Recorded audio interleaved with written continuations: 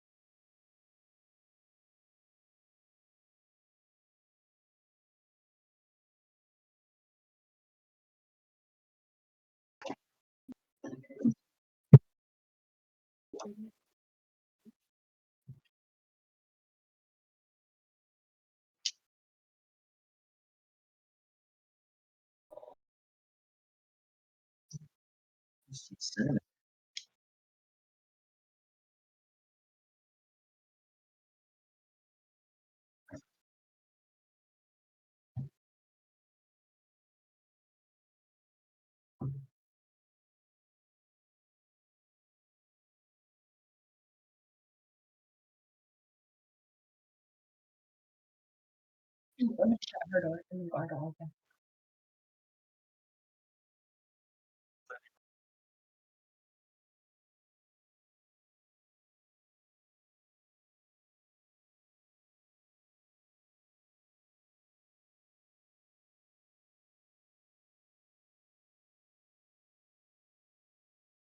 Good enough. You can take inspiration.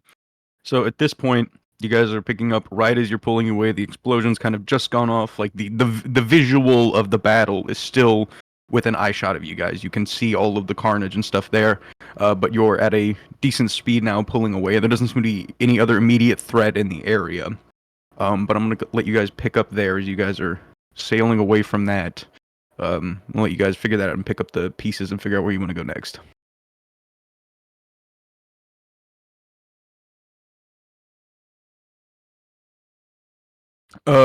Sammy's busy right now. Sammy is repairing his ships. When he finishes, he'll come over and talk to you guys. But he's got to get his ships back in decent shape so they can move at full speed.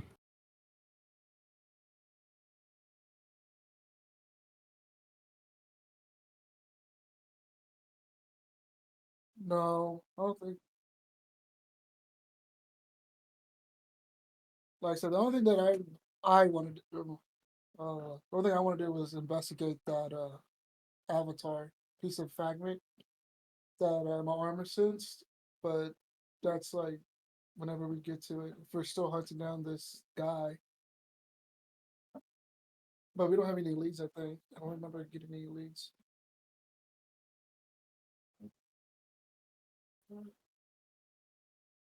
Yeah, so when you guys have talked to her, she's got no other leads than what she's given you.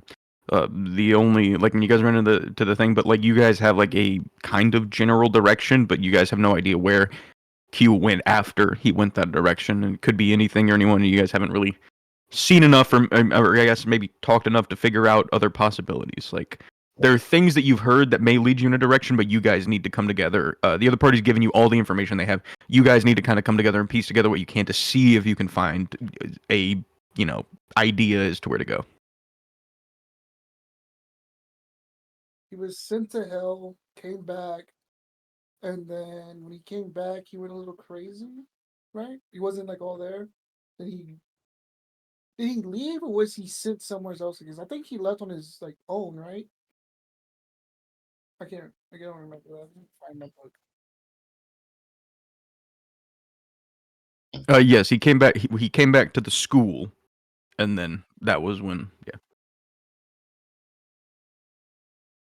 that's a good question. I don't think anybody knows. Yeah, I don't think yes or no. I don't think anybody actually knows. I think it was such a quick thing. Like he came back to the orientation, and over the course of an hour, like lost it and disappeared. No, he like showed back up, and then like an hour later, that's why like immediately that day, this party was like giving you guys weird fucking looks.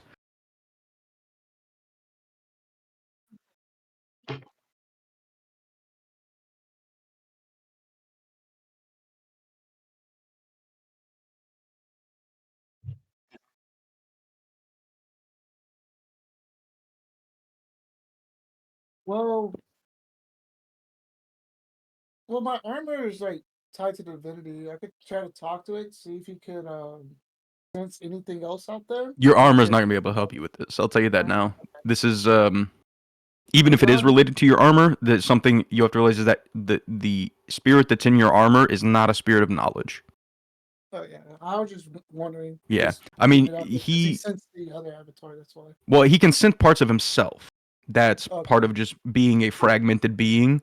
Like most, if most gods, if they are broken into pieces or put themselves into relics, they know where the relics are at any given time. Normally speaking, to a deity of some kind would yield some kind of results, except in the case where the deities strictly go against the gaining of knowledge, which this one does. This is a being of like savagery in nature. Keeping books and knowing things is not really in his wheelhouse. I see. I see.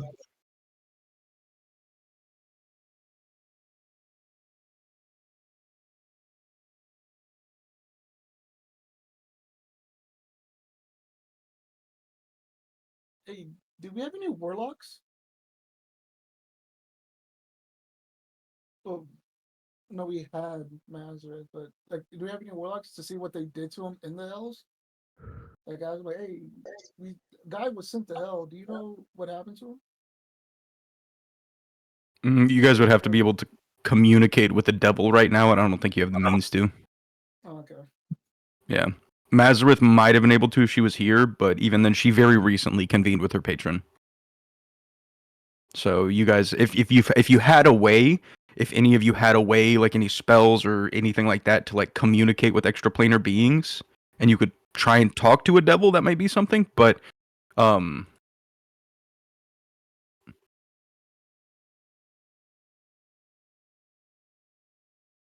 well, Aetherwalk wouldn't do what you need to do. Talking to ghosts wouldn't necessarily help you with somebody that came from hell. Yeah, the ethereal plane is an offshoot of the material plane. It's ghosts that don't go on.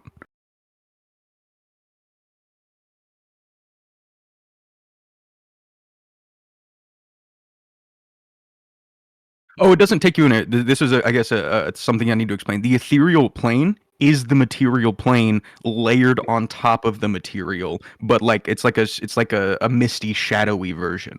Like it's the same world exactly, except your view, like everything looks like a white mist, and you see differently. But it is it's an exact copy of the material world, unless there are ethereal entities or objects that you can only see while in the ethereal. Yeah, it's not like a whole different plane. It's just like it's like turning on augmented reality.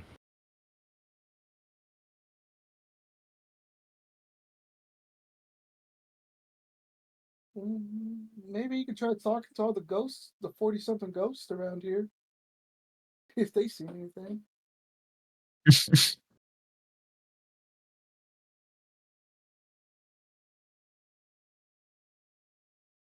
Um, I don't I don't necessarily have an issue with you using it if you can justify a reason why he would figure it out. If you want to talk to these ghosts, one thing you as a ghost slayer are going to consider, all these ghosts now blame you for their death. That is just how it works. You know, ghosts don't really have the logical sense. If you are the hand responsible for their death, directly or indirectly, your communications with them will get harder. It will not be impossible, but it will be more difficult.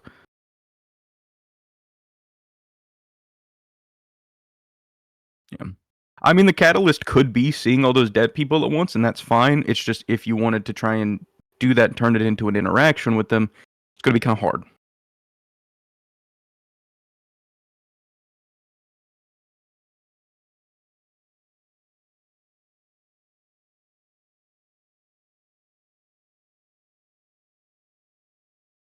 It's up to you. It's just if you want to try that, I'm fine with that. It's just like it would be a difficult social interaction with them. Yeah, that's the hard part. You'd be the only one able to talk to them. No one could help you.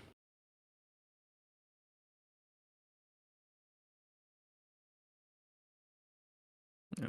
Could always give it a try, but yeah, it would be hard for Orion specifically.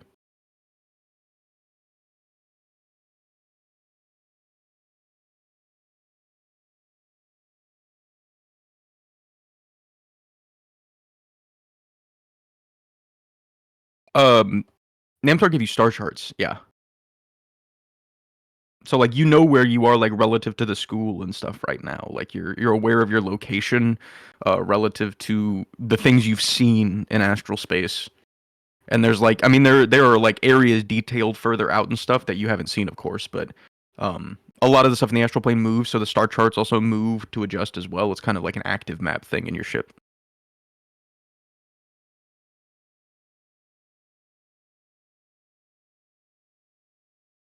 Some of the larger like star clusters and stuff, like nebulas and stuff, are named, but that's large areas. You're not gonna find like, I mean, like Strixhaven is named obviously because it's such a big area in here, but you're not gonna find like like asteroid outposts and stuff named. You're not gonna find it like Namtar ship isn't on here named or anything, even though it's as large as it is.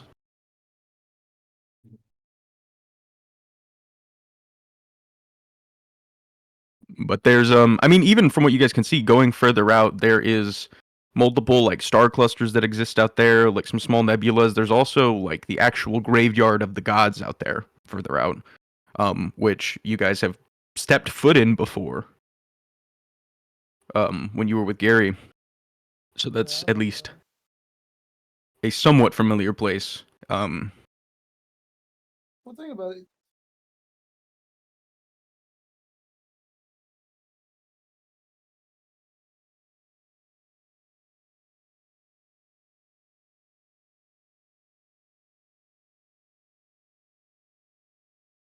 You guys haven't you guys told Akar a lot. You guys did not give him specifics about Q. Oh. Yeah, if you guys want to talk to him, by all means. Mm-hmm.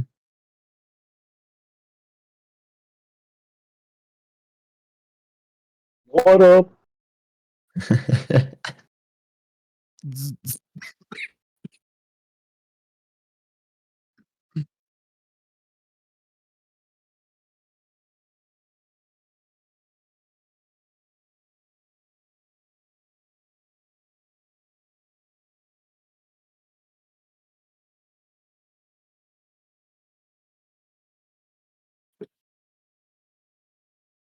Well, he was kind of being pretentious.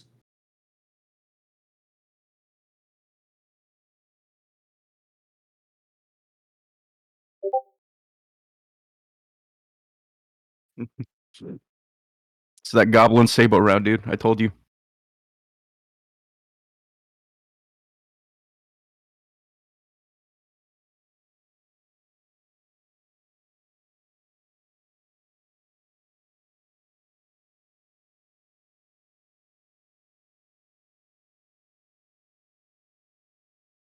We wait as Akar finishes scrubbing his pants off.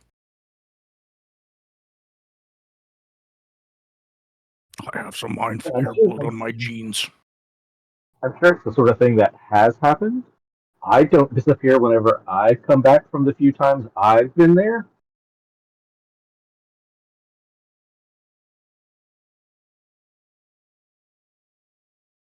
Yeah, I mean, if you have any spells or anything you want to do, Damien, to see if you can find anything out, that's fine. I mean, any checks as well. You're free to like ask questions about this as you see fit. This is something you may know something about. Yeah, do we know where he went in the hells or who he was chilling with, or he was just there and then came back? I will give you an interesting roll here. I'm gonna give you a perception or an investigation. You can pick at advantage. It's going to be to pick up a scent off of one of the other party. Orion cannot make this check because you would not recognize the scent. Yeah.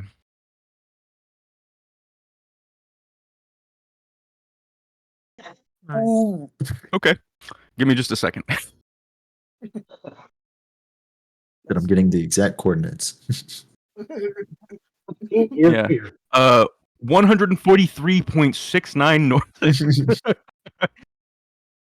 You got a ham and Swiss from Stevie's Steakhouse. Here is an electronic GPS system. You see a floating huge GPS system just fly across the you, space. a car, in this moment, like you. Or I'll wait for Metal to get back to this because this is actually quite a big piece of information. It's also convenient because I'm bent all the way over. It's really clean. I can't even see my screen. Yeah, yeah.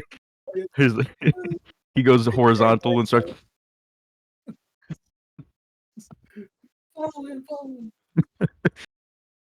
His eyes roll back in his head. You guys don't randomly figure out that you have blood on your pants at sometimes? Doesn't happen to anybody else? That's from the perception check. The car goes, "Oh, I have blood on my pants." That's what it was. That's what the roll was for. Oh shit. Yeah. Okay. This was to make sure you don't need a Tide pin. This is not a problem a Tide pin can fix, sir.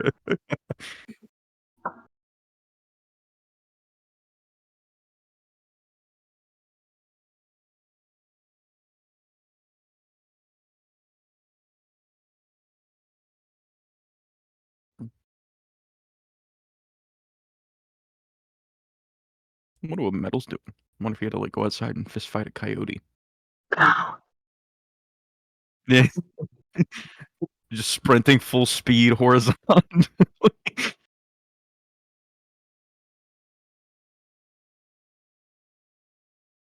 He's outside fist fighting a pride of wolves right now to find Q.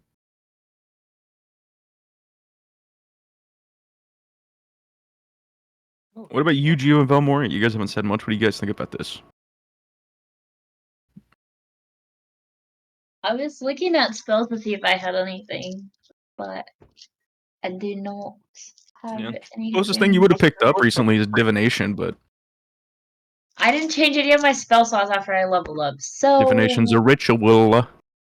Oh, wow, ain't that something? Yeah. Freaking dunce. We talked about it last week.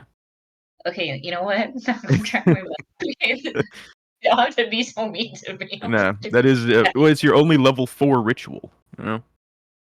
Yeah. Oh wow, I've got this.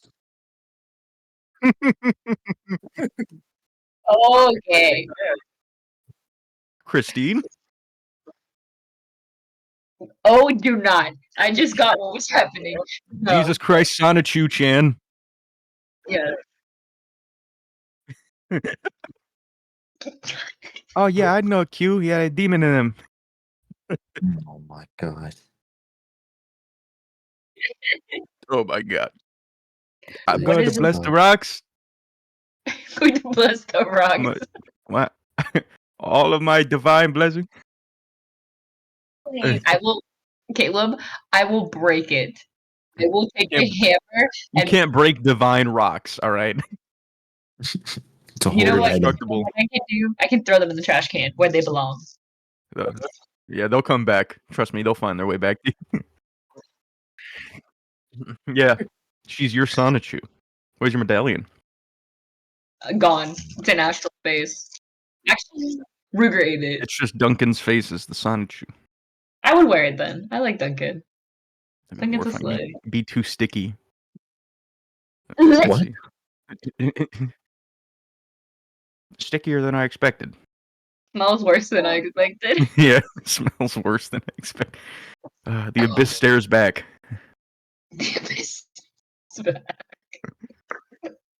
Oh my god. Craziest line I've seen on a review ever. Guys, I just need my totem. Then I'll figure it out. I need my Yeah. totem. The Sonic I lost. totem. Yeah. Mm-hmm. What would be a sacrificial offering appropriate worth 25 gold pieces? All Since right. I don't I Metal, you back? Exactly. Your life, me. There we go. We were debating if you had to go outside and fist fight a coyote, if you were like hunting down Q or Chris Chan. There's a whole discussion. No, I just had to go get tacos. Had to get his tackies. Well, the question remains before I divulge this piece of information. Is there anything Phi, Yu-Gi-Oh, or Valmoria have or ideas you have before? What comes to like demon stuff, the only thing I could think that Phi would maybe know is just of like Patricia, and I don't know how helpful that would be. Could always, if you could find some way to contact her, she'd be a person to ask, absolutely. Because Patricia, you got to remember, she's not an imp anymore. She's an Arrhenius. Uh-huh. And the Arrhenius are generals in Hell #1, but they're also all the daughters of Hades. My king. That's the only thing I could think of if we could find a way to contact her. I guess if I needed to, I could try to work on some sort of satellite. Yeah, I mean, now that your guys are out of the battle, if you wanted to make like a singular like satellite transmitter so you can send out long range transmissions, that's something you could work on, absolutely. I guess I could do that. All right, so you go ahead and roll a Tinkerer's check with advantage, and I'm going to tell a car some crazy shit. So a car, you float up like you smell a cherry pie in a windowsill cooling, and you float over near Inafira, who obviously is the significant other of Q. You catch a whiff of a scent on her that you know that you recognize even if you've never been there, because of just the reputation that it has. And because at one point in a very specific meeting, you were in the same room as the guy who runs it. The scent that you catch off of her is the 9th level of hell, which is Nessus, and specifically you smell a place called the Serpent's Coil, which is the pit right outside of Asmodeus' domain.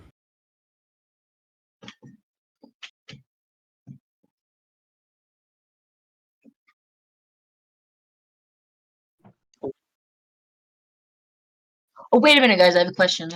Who is it? Who's Asmodeus again? You almost had me. I thought it was a real question for half a second. You almost got me. Who's this guy? Hold on, let me read this 3-page thing for you. For the second time.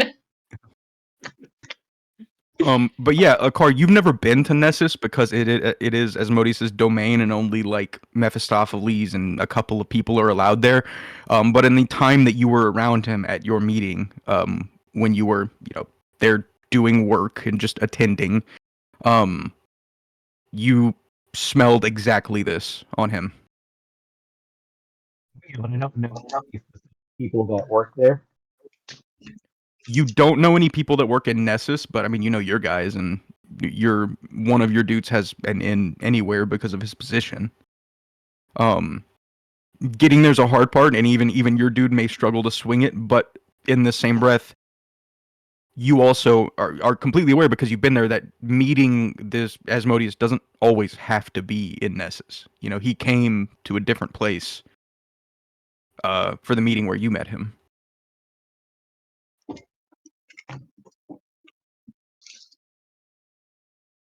I don't think I'll have a close enough relationship to do invoke for it. Is what what I was getting at. Not on Asmodeus, but if you in front of everybody wanted to talk to the big guy, I'd allow it. I wasn't talking about the big guy. I'd rather Which one? not.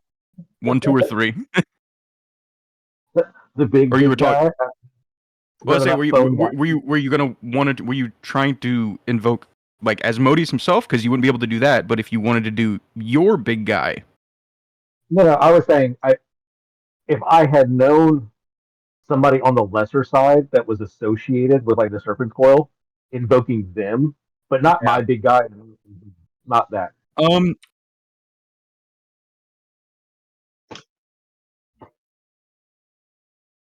I can't think of a reason why I would know somebody well enough to be able to invoke them, because it has to be a close relationship. Normally there wouldn't be, but because you have met, there might be one dude. I gotta check.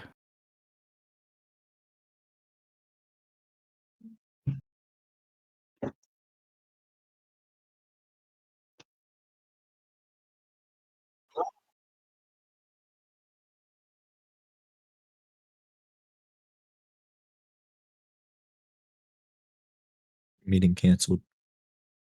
You guys have no clue.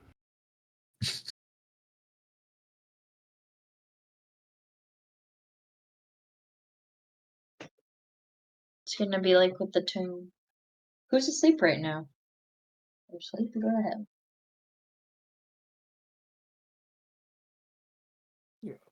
Ah, okay. There was one individual who there would be a chance would respond to you. His name is Martinet, and he is like the constable slash major domo of the palace. And you and him would have spent a little time together while the big boys were talking.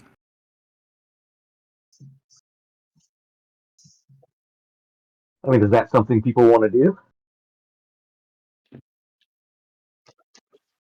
That's up to you, my man.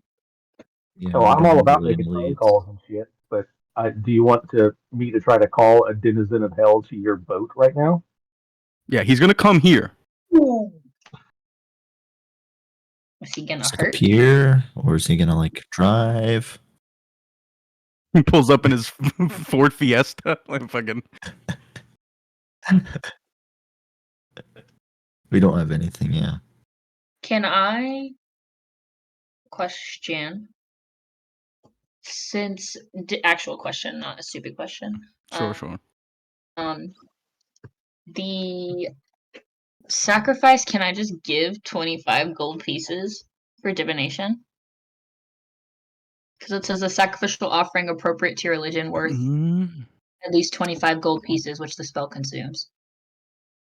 If we would, what we would do is say that. I mean, if you just wanted to, you could mark off 25 gold, and we would say it was like 25 gold and like herbs or something. That's fine.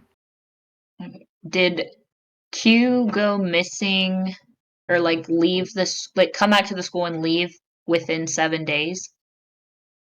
Yeah, where like we- he came back and he was gone within an hour. Well, like no, he was banished. You guys saw him come back. He was like he got banished because banishment only lasts a minute, and then Tea Kettle brought him back, and then within an hour between when you guys saw him come back, and an hour later he was gone. And then was the next day we left on Moya, or was that the same day? It would have been 2 days later. Yeah. Okay. You guys are still it- under a week. This is day 6. Okay. So I could cast divination and ask. Could I ask where Q went after he came back, since it's an event or activity that occurred? It'd be yes, no, or maybe. Or no, you're right. It can like answer in like a vague riddle. It can be a short phrase, a cryptic riddle, or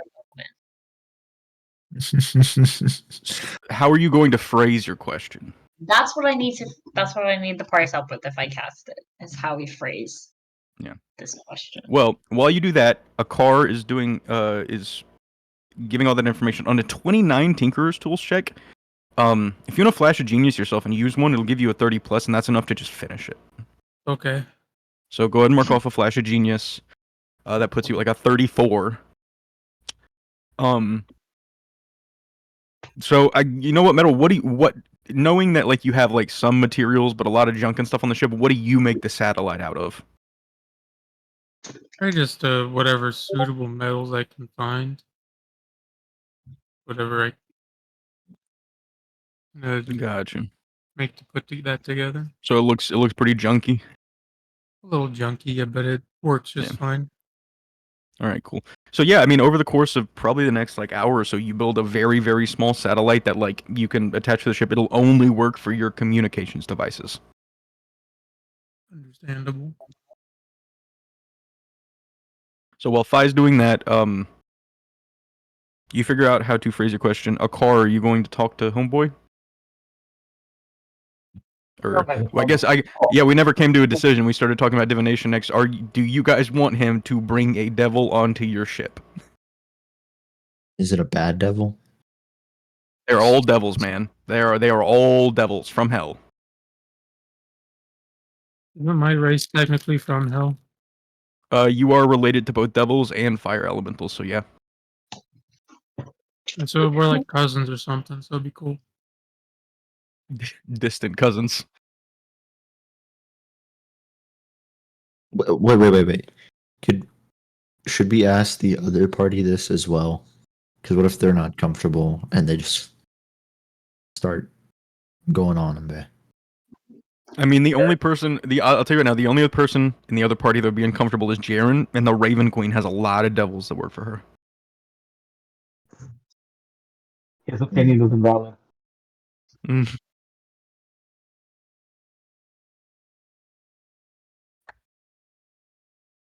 Couldn't have said that before he left. How much downtime do we have right now? You guys have the rest of your day currently. You guys have a few hours. Oh, okay. Could I, while we're discussing this, can I perform a ritual or no? You wouldn't be able to take part in the discussion. Okay. Like your character wouldn't, because you'd be focused on casting. Damn it. All right, guys. I'll be right back. I gotta go to the bathroom. I think the person I'm trying to contact is not only a devil, but also works for the Raven Queen. Exactly, she is both of those things. She had a little career change because of Gary. But even then, the Raven Queen has some powerful devils that work for her.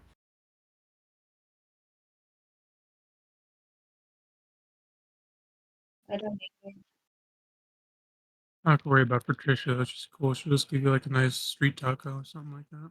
Well, I say, like, while the rituals will take time, so you can give Patricia a phone call while they're doing that if you want. I guess. All right. When was the last time Fi talked to Patricia? Him and Cloud probably got tacos like the night before they left. So like a week ago. Okay. Also, whoever is free that's not busy with a ritual or divination, whatever, should probably be in the conversation that knows better than I Yeah. do. All right. So you hook your satellite up. You kind of pull one of the wires off and stick it into your crystal. You instantly get some amount of service. It's not like perfect, but for being in the astral plane, it works. As you is there any like is there anything specific you're doing or anything like you want to do, any effects you want to put on yourself before you call Patricia, or you're just gonna call her straight up? Damn, I didn't even think about any of that. My brain's fried. You're good. Mm-mm.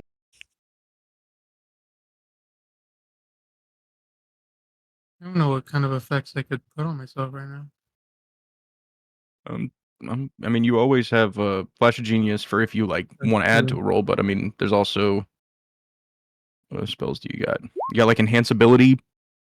Mm. You can always enhance ability your charisma and get advantage on Who's the charisma person checks. that I have with me? What's your charisma? That's mine. I'm looking. Oh, me either. Damn, dude. My charisma's better than yours, Caleb. I got a 12. Oh, I was about to say,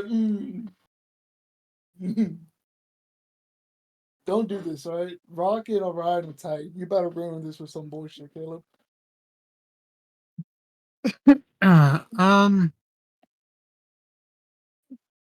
I mean, if you wanted, a car has the best charisma, and he's True, not but doing isn't he his devil busy? thing yet. Okay. I guess we can bring like a car and a couple of the people that actually know the full story along with this little Zoom call. Zoom call, FaceTime, Patricia. Yeah. All right. So you set everything up. You make sure your connection's good. You give her a call. It rings for a good like 10, 15 seconds. Eventually, you hear like a boop, and you see like the phone. It's like at a really, really low angle, like almost knee level, and like set up against a cart. You see her just like slinging tacos, and she goes, "Well, look who it is." Oh, I also did want to clarify that I'm giving a car enhance ability. Okay. Okay. Cool. She looks at the camera. She like hands somebody an order, and she's like, "Fi, what are you calling me for?" Oh, I'm on a space adventure right now trying to find somebody, and you might like have some sort of idea what's going on because you know you're like from hell and all that. Yeah, back in the day. Yeah. Sure, my grandpa's head was really cool. Kinda not. No, bad place. Yeah, I'm sure it was. Not a fan. Anyway, One of these chuckle nuts here, besides me, probably knows more about the situation. They will explain to you. All right. She's just waiting for somebody to tell her what the fuck's going on. She's still working. With your mouth full. Ryan's eating a raw piece of meat. So. Hello? Can't hear you. So, yeah, it's Orion, Akar, Phi. If anybody else is there to talk, you can be there. But what do you guys want to say to her?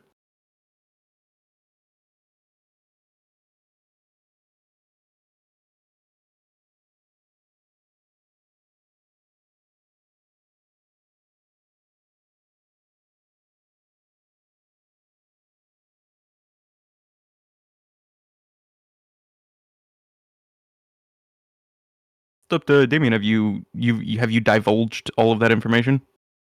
Yeah. All right.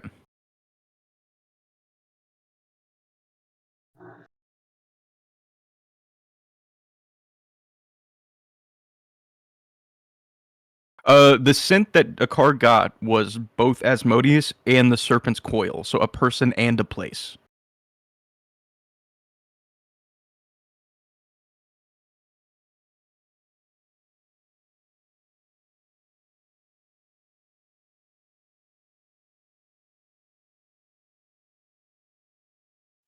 Roll an insight check. As you see the Serpent's Coil. No, she's not ignoring you. Imagine. Here goes your 13. On a 13, you don't know exactly what, but she has a physical reaction when you say the Serpent's Coil.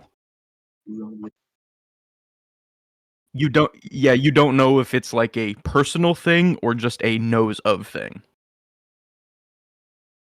I will additionally give you that Phi, you know a little bit about Patricia's backstory. Patricia originally, it's kind of a fucked up story, was a concubine of Asmodeus. Eventually, she, through her own pursuit of power, fell out of favor, and he cursed her to be an imp.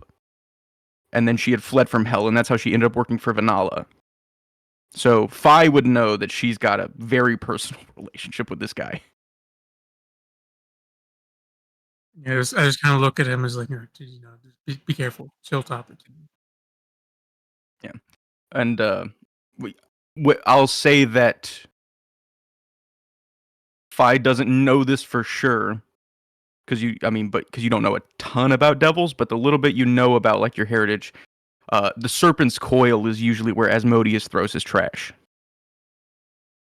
The junkyard. By trash, I mean people. Where Dexter Deshawn lives. Fuck.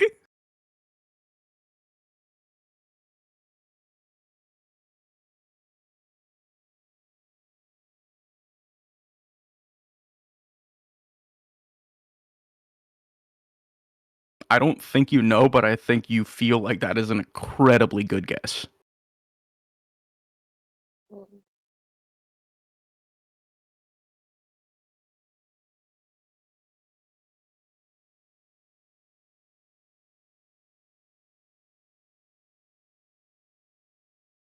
She kind of pauses for a second. She, you see her like look down. She puts up a little closed sign on her little taco stand, and walks over. She kind of sits down in a chair. Seems to think for a moment. She says, how many days ago did this happen?"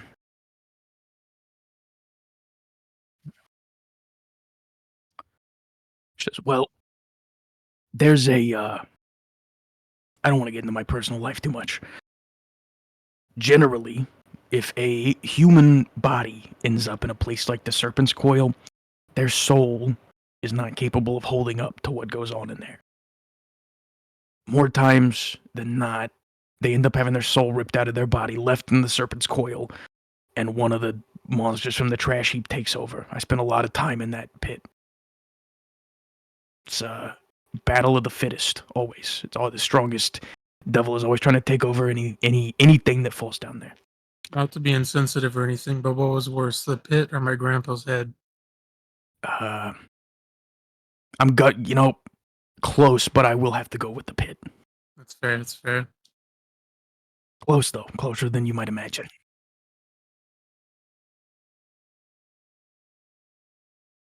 From what she's saying, it seems like Tea Kettle was not very specific when he sent Q to hell.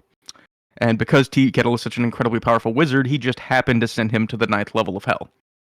He ended up in the Serpent's Coil, which is Asmodeus' disposal drain, as a living organism, which is not supposed to happen. So in that situation, his human soul could not stay in his body. It couldn't hold up to the thousands of devils trying to rip it out of him. So there's a good likelihood that Q's body does not contain Q's soul anymore.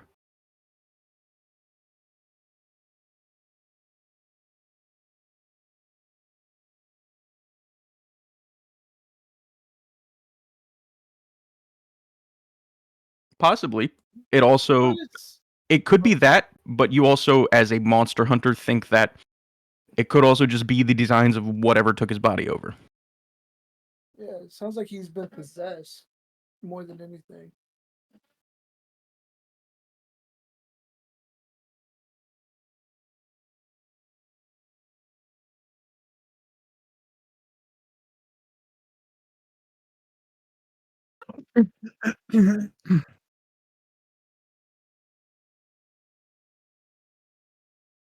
I think that's another good guess. You think that a minute wasn't long enough to affect Q fully, but it was enough to get something inside of him that took over time. Okay, so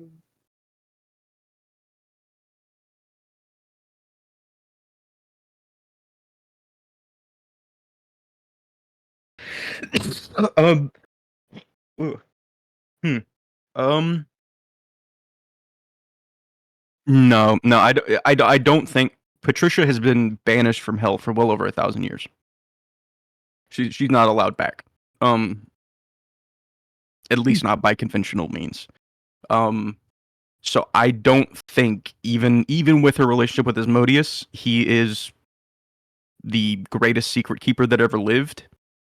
I don't think he would have informed just a concubine about that. Yeah. Yeah, she nods.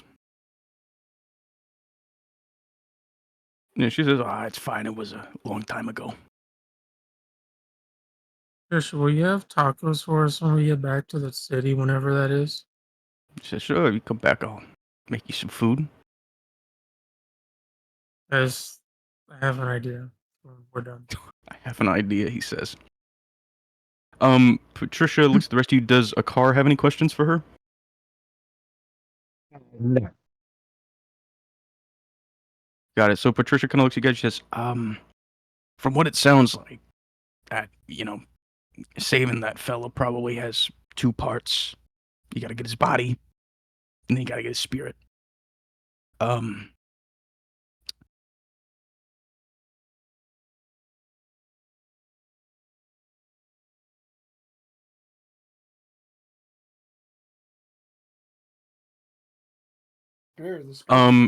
Yeah, she says 100% the body's gonna give out first, especially with the devil in there. The willpower of a human spirit is surprising sometimes, but their bodies are generally weak. No. But I'm not super familiar with the astral plane. My recommendation would be secluded areas. I mean, I know there's a bunch of dead gods out there. Can do a lot with the bodies of dead gods. Can be used for a lot of things.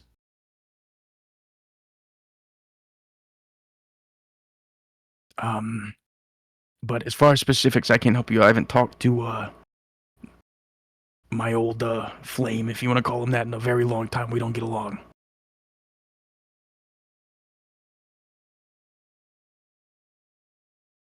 Yeah, I have a stand-up set this Friday night. Ooh, I think I'm a I little work. busy. I think I work. Yeah, Patricia, I'd love to come and see your stand-up special, but we're in space right now. It'd be a little difficult. The commute's a little far. There's fucking frog on the stage. The Bronze Keep. It's a diverse city. I'm sure the Bullywugs would kill there. Just absolutely slaughter. If they were to ever have a good career, that would probably be the place. Then go out to the Swamp nightclub and tell swamp jokes. Oh man, Swampy Sally's. No.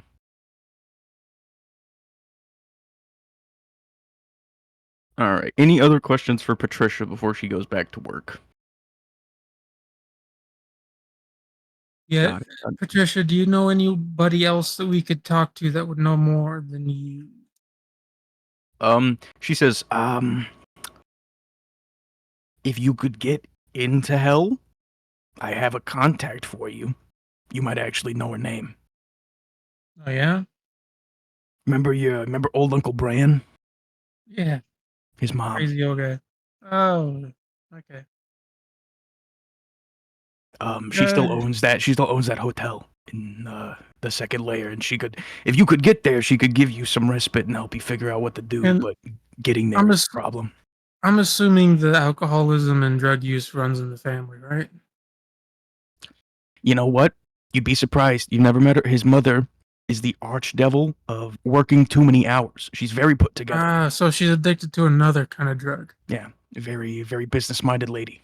Now we all have our thing. Not a. Yeah, we'll say Uncle Brian took after his dad. I think I met that guy one time. I don't think he was really there. I don't think he was really. His body was, but mentally questionable. Not the rest of them.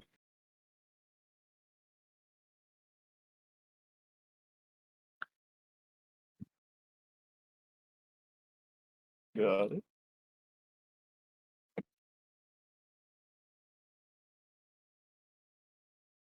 Let me actually find his mom's name for you. That's her whole fucking hotel name and shit.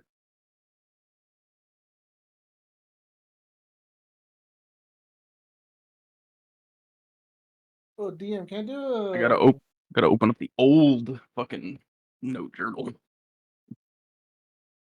What do you say, Rock? I was gonna say, can we do like an investigation check or something? See if we see any bodies that look like they don't belong where we're at. Like, because you said it was a trash pit for like people. Like, Not where you are. The Serpent's Coil is a place in hell. yeah, but you said like it leads somewhere out here. I said that that's a good guess, and that's not this place. The guess was that it leads somewhere in the astral plane, and I said that that's a good guess. Oh,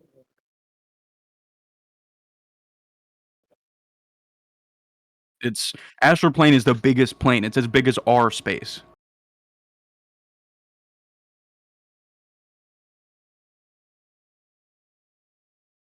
Ah. Yeah, so. Brian's mother's name is Malira, Yeah.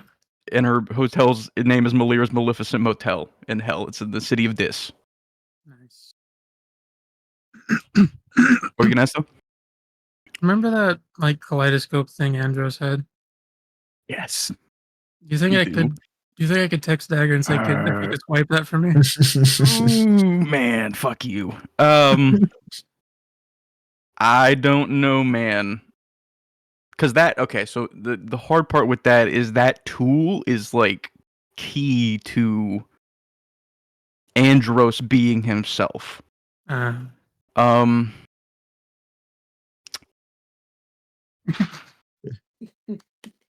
What would Fi be willing to give up for a quick rental?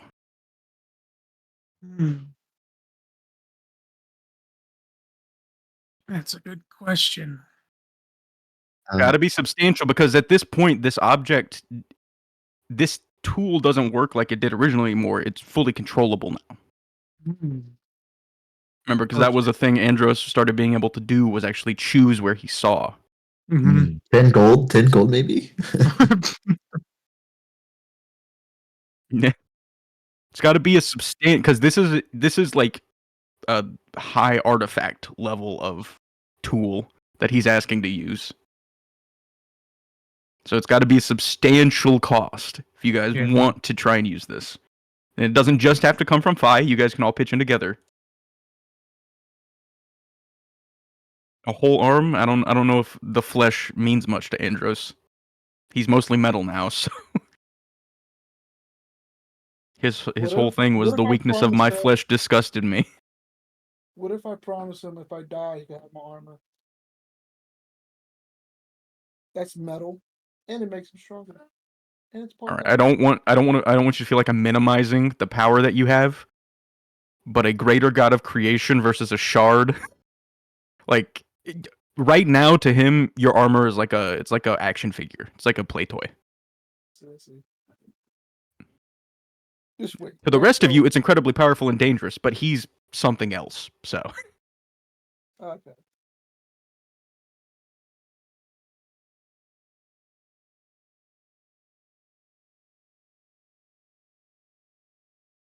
it could be a large amount of gold. It could be a combination of magic items. It could be a lot of stuff, but it's got to be. You guys would have to make, like, because he is a god. The way I'm doing this, because he's ascended, the way it's being done is you guys will be making a sacrifice for this bit of help. I don't have nothing. Which one? Or the one you want to use? It is a, and Fi knows what it does, so I'll tell you. It is a small tube that you can see through with a dial on it that has 17 positions. The dial allows you to, at will, see on any plane of existence any area of which you are thinking.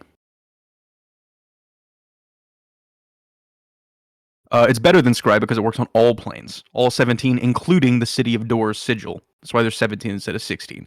Sigil is owned by the Lady of Pain. Gods aren't allowed in sigil, and this object can still see into it. So as you can see, would probably be useful.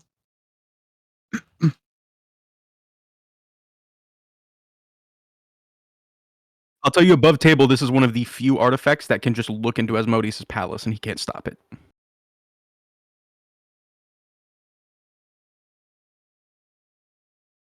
I don't think it works. I don't think it's going to be like a numerical value. It just needs to be a total offering that is considered valuable enough. So I don't want to give you guys a number. I want you guys to try and figure out something that you think may work.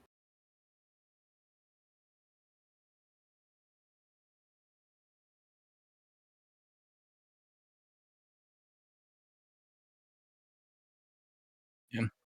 I will give you this. If you guys find a substantial offering, I will give you 3 uses of it before it disappears.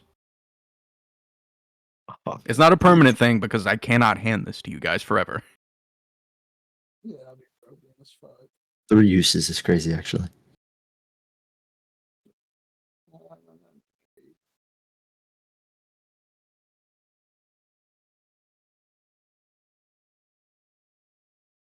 No. No, I'm thinking it's gonna be. Well, if you were, that's what I'm saying is you don't have enough gold to like get it permanently and purchase it, but you guys are essentially sacrificing a cost for 3 uses. I will say you guys have the resources among yourselves to be able to do that. You guys just have to figure out what a good offering to the god of creation is. We have 17,915 gold pieces in the party. Isn't he like a millionaire? Yeah. All right. I don't know, dude. My thing is, that's still a lot of. I don't think we should give them all of it. No. Is it even? I was about to say, does he even accept gold? I don't think he would take gold. Hey, just said For the context, this is something. There's a context to this. This is a deity that you guys have met before, who is on your side, right? You've met Andros. He has helped you before. It's the only reason this is even a possibility, and that's why it isn't like I'm going to take everything you own just to use this. It is a simple transaction. It is in He is a deity and he cannot give you something without a sacrifice. You guys need to give him a sufficient sacrifice so that he can let you use this item without getting in trouble. We got to kill one of the bullywugs. So, yeah, so he is looking for basically you to give him the minimum but still a justifiable amount to use this item. Because he wants to help you, but is bound by a lot of laws. Oh, no.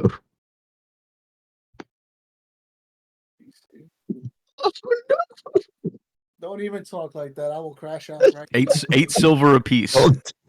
Oh no. Don't. They're priceless. All right. I don't care what DM says.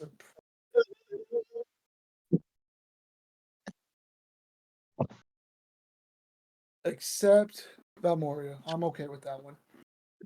All right, you know Oh, what, God. Rock? Fuck you. Number one. You should Listen, have turned we- into a midget. Here, All we right, can man. Can I turn sacrifice him into a Adam's pebble pleasure. again? We can just turn him, build him back in the next day. Be fine. Oh no. Because Adam doesn't have a gold cost, I won't allow that. It has to cost you something. Rock, I'm about to turn you back into a pebble. You don't if get to shut you don't get to take your free daily robot and be like, ah yes. All right, Randall. Thank you for your service. Randall's gonna Nice, man. rap him a dope ass tune, and that'll be enough. Hey, Randall, hear me out. Riz up a guy real quick for the boys. Yeah, we'll do that later. It's not a huge thing because we're not in combat right now. Oh, was that for the level up? Yeah.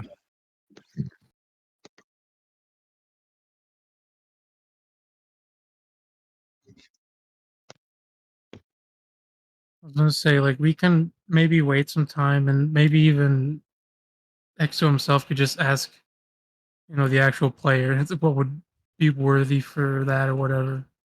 Yeah, I can ask Andros to get some ideas. I, in my mind, know a value that needs to be met. If you guys can meet that value, it will work. I will say that if you try and you don't meet the value, it's not like everything disappears and you lose it all. It just doesn't work. Oh, but You how many only tries lose the do you- items, if you meet the sufficient amount. It's not like, oh, you're 10 gold short, so all your shit goes poof and you're fucked. Like, come on. I don't even know what we have that's worth. 8.25%. Yeah, but how Can many we- tries do we get to get the right number of value? You Can got we no get clue. can we get a Oh. bit of a discount if Dyer goes and looks at Andrews and goes, "Come on." 2 gold off. In fact, I should raise it by 10 based on the actual lore of those characters. The price should go up, but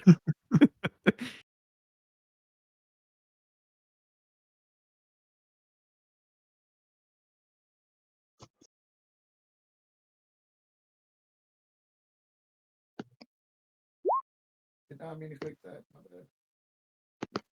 bad. Rock's feeling real hardy right now. Mission input. Mission input. He's flexing. Yeah. Rock and Xandos are just flexing at each other right now.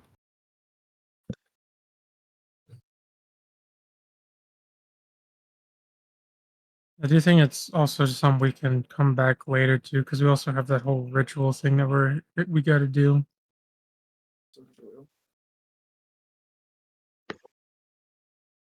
True. Yeah, that name I already forgot. Sorry. Q or Patricia? No, the one Asmodeus? Brand's mom. Oh, Malira. Yeah, that one.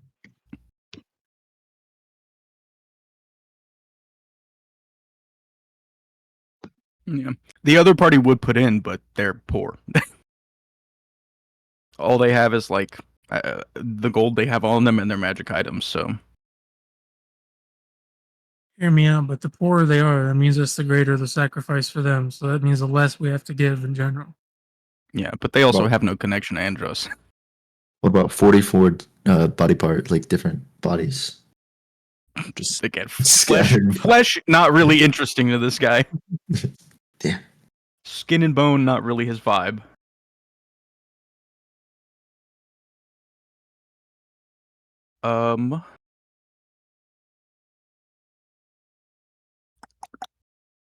Yeah, I mean, if you guys want to wait on it and think, that's fine. That's completely cool. see if anything else pans out more information. I mean, even if we don't use it now, it's something to always know to have in the back pocket in case we need it. So does Akar or Val want to go next with Val's divination or Akar's invoke? Val Because is trying. Akar will summon the demon here. So I think you guys wanted to do that last, right? Yeah. Val wants to talk to everybody about what the question should be. Because you want me to like explain the spell? Serpent's coil.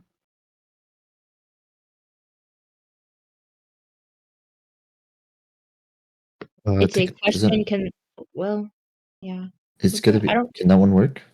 I don't know if that would work. 'Cause it's a specific goal, event, or activity to occur within 7 days. What level is that spell? 4th.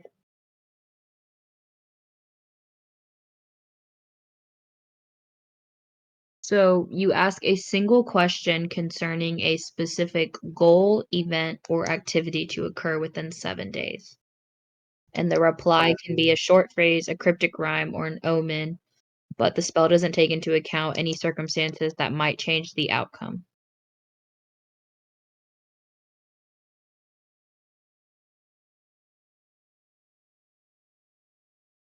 Well, we could. Well, that's it. That's so divination. You can ask about past events or future events. Yeah. That's what that means.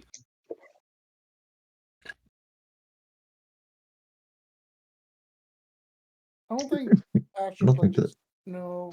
I had written down what happened to Q in the Serpent's Coil, like specifically, because we have really good guesses, but we don't have anything specific as to what specifically happened to him, or like Yeah, but I don't think that's gonna. I don't think that's gonna help us find him. That's just gonna make us more. Yeah.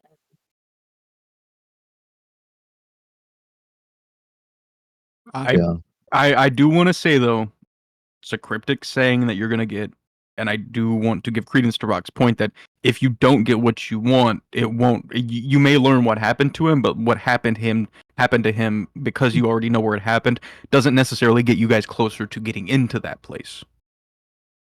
That is something to consider. I'd say, if we could ask, like tell the future a little bit. I say, yeah, ask him where we found him. Where do we find him? Yeah, but what is it? I also had like where is the next place Q is going, something along those lines. Because it would be into the future, but we could get where he's going a day from now or where he's going a week from now. So that's kind of hard.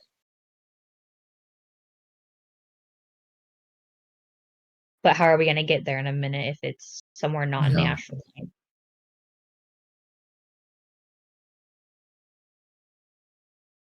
So we could specify like where will Q be blank, but it doesn't take into account circumstances that could change the outcome.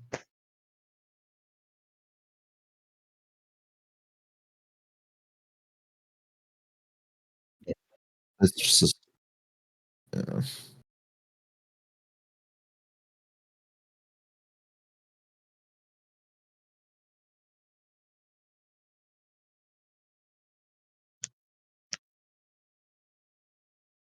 DM, I got a question. This spell Mhm. is it like a genie kind of thing? You know, if you ask it a question, but you're not very specific about it, it give you like a very like It's answer. reaching out to an entity that can be a god or, like in Valmoria's case, nature itself, and it's less like a genie and it's more like Well, I know that, but that like in the format, like with the genie, your wishes have to be very specific. If not, it'll kind give of, you but this a isn't very granting you anything. It's just giving you information. So like if your question isn't like super great, it'll give you kind of passing information, but it'll still give you some information. Like this isn't a spell that's meant to trick you in the way because you're not gaining anything physical. It's just the quality of your question just decides how much information you get. Okay, that's all. I want to know if it was if we had to like use our words. No, Very this carefully. spell again because it's a spell that you cast, it's not trying to fuck you over. Okay, that's all. That's all. We check out. And no monkey's paw here.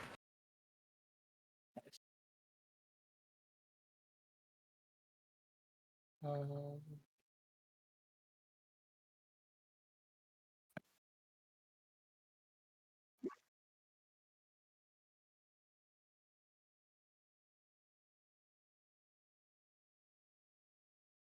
Where's Q's body going a day from now?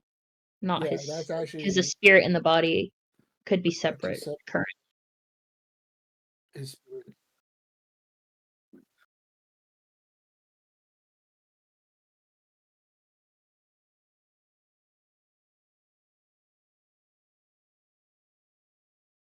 and either way, like DM said, the body is going to deteriorate faster, so we need to find that.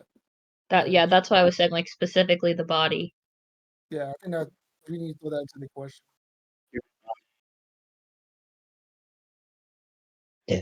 I'm done with that. Anyone have any other ideas? Does anyone in the other party have any ideas? Or anyone? No, they're kind of leaving this to you. I mean, Jaren walks up to you and he's like, "Oh, just make sure you try and be specific with your questions. I have divined many times and it can be tricky." What's his last name? Thank you for the advice, sir. Jaren's last name? No, Q. Q. His full name is Quintilius Melintar III. Make sure you ask where is Quintilius Melintar the third body, because it might just give us like some random Q. Yeah, it might be QAnon. Yeah. What's his social security number? What's the security code on his credit card? What are the 3 funny numbers on the back of his card?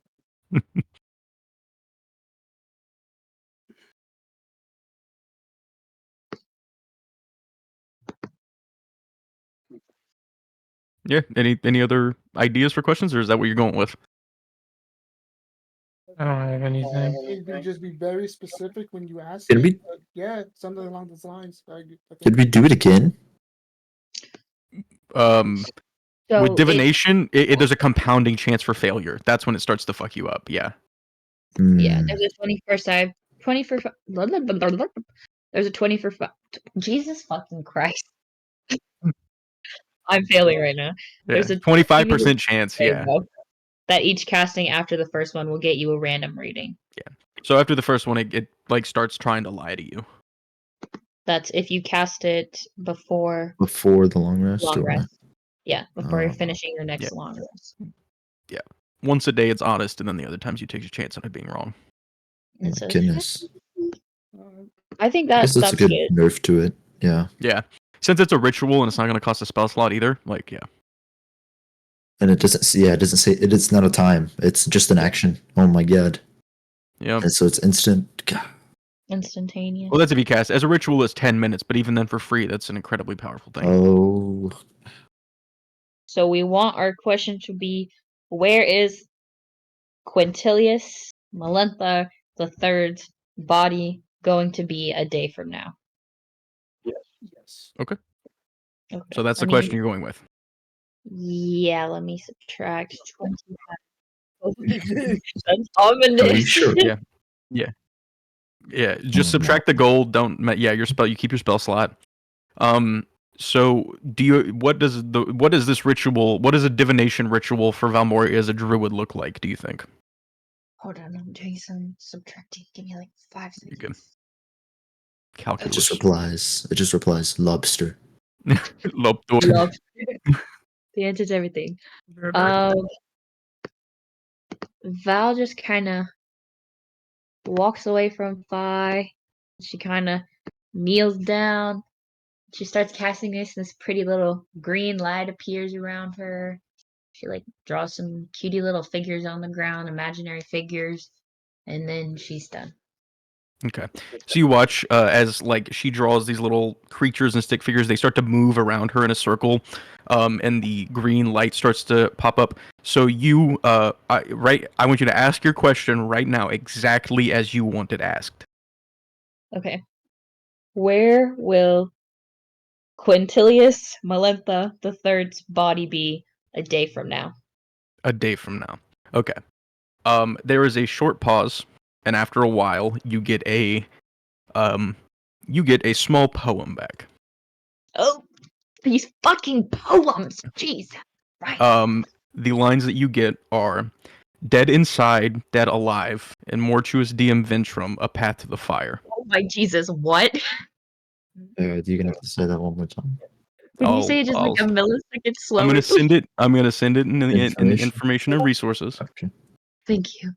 I got dead alive. That's all I got written down. Or dead inside. Dead inside. Hey, Caleb, could you pronounce that for me one more time? I didn't hear him say it. Could you? What he sent the poem. Dead What inside, language? in mortuary. Yeah, in mortuus diem ventrum. What language is that? Take a guess. I really hope not Latin. Just DM. Yes, I'm say it's just Greek. Sounds Greek. It really does sound Latin. Latin and Greek have the same phonetic basis. All I got from a Google. Rock doesn't have Google, dick face. Yeah. Fantasy Google. It's, Oh. let me not do that. My bad. Yeah, Rock's no longer allowed in the conversation. You little metagaming monkey. You pulled a Rowan. Rock goes to the PC you can have on the ship. The Starforge gaming PC. I didn't get nothing. He's playing Mountain Blade 2. Can I cast Comprehend Languages on the In Mortuis Diem Yeah. Ventrum? It is real world Latin, which is also in D&D a language of hell. Oh, so slay. I think he's going to see the third showing that day of Morbius. That's my guess. In Morbius. Dude, you don't understand how funny that is to me. Oh man, Jared Leto. No, because while we were at sea for like a month straight, that's all they played. Oh man, I'd kill myself. Yeah, it was bad. So we call it Morbid time. Now, I generally didn't expect anybody in here to actually know Latin. Damien would be the closest person I think might know what that means. And do you know what that translates to, Damien?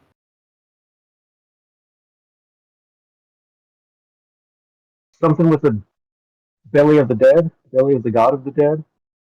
Because it is the translation is in dead god's guts. I was fairly fucking close. Yeah, that's really close. You were very close. That's why I gave it to you. That was pretty much, yeah. That was... Yeah. I figured you would be the one to guess it if anyone did. One thing I got from that. Yeah, of course. No, I wrote it down, but you know. was too But busy. the right? translation is in dead god's guts. Well, let's go to the dead god graveyard. Let's go. Oh, Grady, we've had such a good time there before. Let's do it again. Again. Again. Yeah, he's dead now, right? Mhm. Bahama just died, right, guys? Yeah, he's super ultra dead now. Oh god. Oh shit. So do we want to go to the graveyard of the dead gods? Yeah. Ooh. Everybody in agreement? Hell yeah, I am. That's where we gotta I go. think Rock's learning Greek now.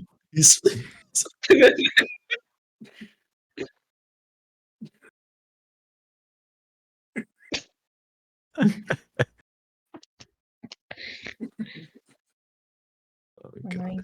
All right. I guess. So you guys, before you do this, does Akar want to talk to old boy? I mean, if we know where the body is, we still need the soul, right? Yes. Oh, Yeah, but So yes, we do still need the soul. yeah, but either way, yeah, it's still. I think that's Okay, like then that changes my. Does out of curiosity, does Jaren have a 5th level spell slot open?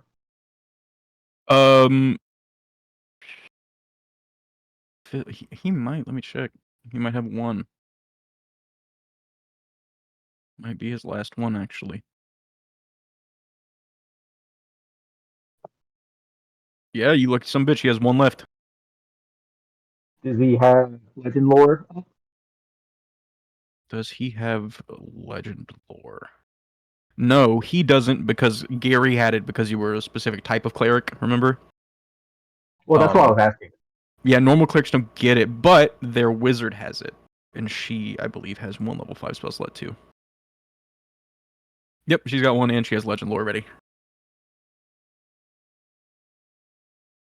Wow. And can she legend lore the serpent's coil? Yeah, give me just a second. I think place counts.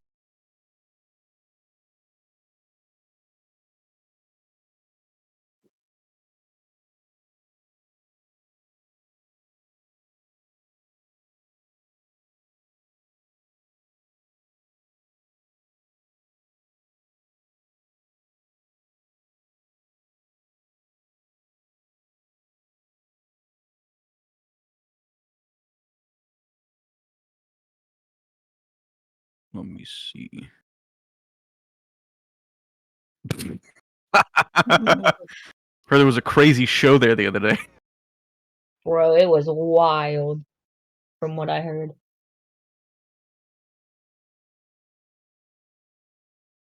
This really, really, really old looking rabbit. Crazy. Gangster. Crazy. So the serpent's coil. Let me.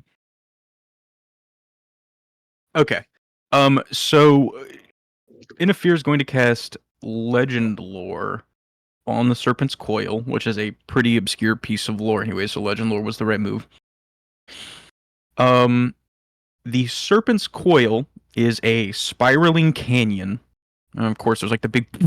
It's like, this is the Legend Lore spell. It's like a big fucking event. The Serpent's Coil is like a spiraling canyon built all around the plane of Nessus, which is the 9th level of hell. It is endlessly deep, and it is said that because you cast Legend Lore, I'm going to give you this. It is said that the actual form of Asmodeus that people see is only an avatar, and that his real self lives in the bottom of the pit.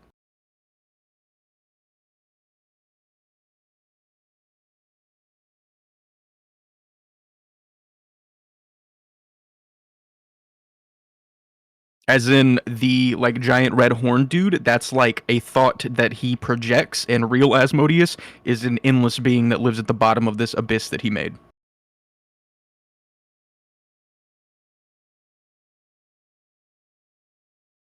What if it's just like a frail old man?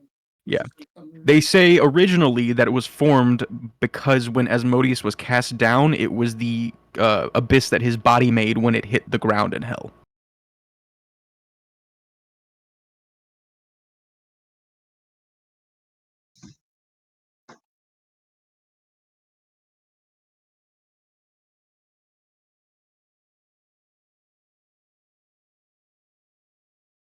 I don't think you know. I don't think you think that's the case, because for him to be here, he would have to be dead in some capacity. You think it may be connected to other things going on here, but you don't think it's because like part of him is dead here. You think he has connections to other things here.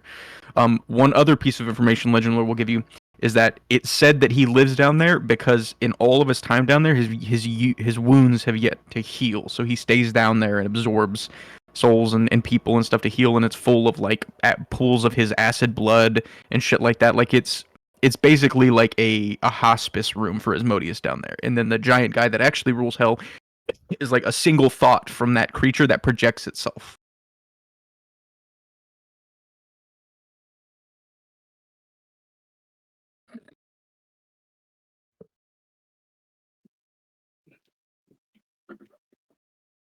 Um, and you know what? On a Legend Lore, I'm going to give you one more piece of information, though I don't know if you guys would ever be able to get to it. There's like rumors that say that anybody who looks on Asmodeus' true form rarely ever lives longer than a day, but it is said that in very, very old and forgotten scrolls in the deepest parts of the abyss, like Demogorgon's Citadel, there are records of what he actually is.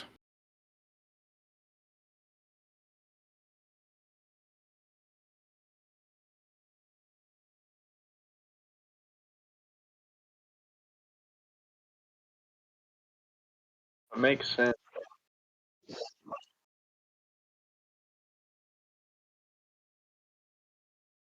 Did you say, sorry, did you say that old records of what he truly is are down there? Yeah, like records that describe Asmodeus' true form and what he is down there exist, but only in like the deepest parts of the abyss owned by his greatest enemies. Okay, thank you. I just couldn't compute Yeah. what you were saying while writing. Yeah, you're good. You're good.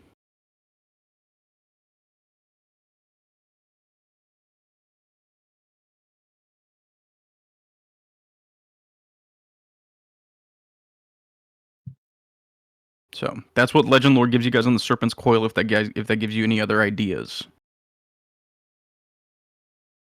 I don't want to get thrown in there.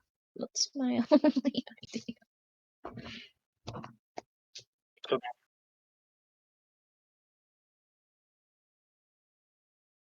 Seems like whatever part of him is wounded but still alive or whatever is still in hell.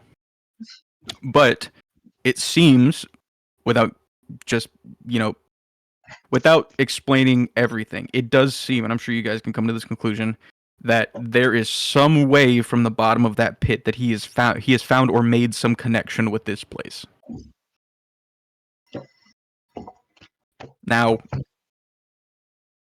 I don't know how much Maddie, you as a player, or Valmoria remembers about how we talked about what it means when gods take things from one another. But there were two prerequisites to that being done. One of them was it had to be willing, and the other was that the god had to be dead.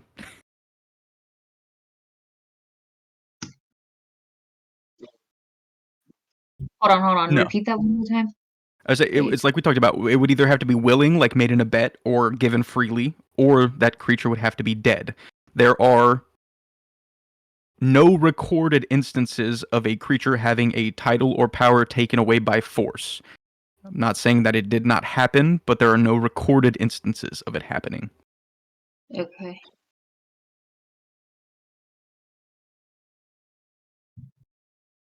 Somebody's ripping fucking paper over there. Tearing his notes out in anger. Sure, it's fine, bro. Start over. I can't handle it anymore. Yeah.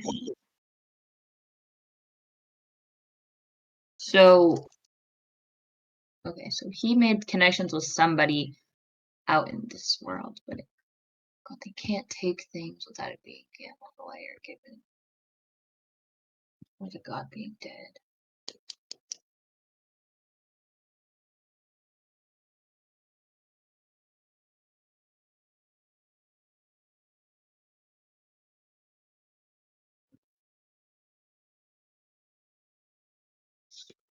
So, knowing all of that, Okar, are you still going to try and talk to Martinet?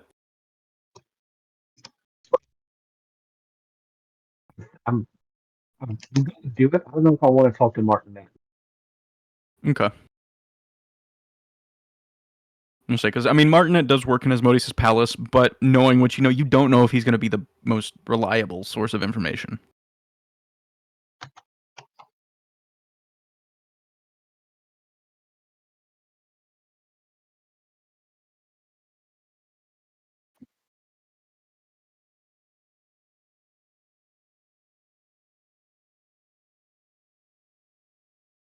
I think, like he said, the only thing you guys don't know much about yet is the soul. What's going on with that? I'm trying to think of a better name than Martinet for that. I mean, because I couldn't. in a way, one of your guys should be able to help, but it's if you want to talk to them.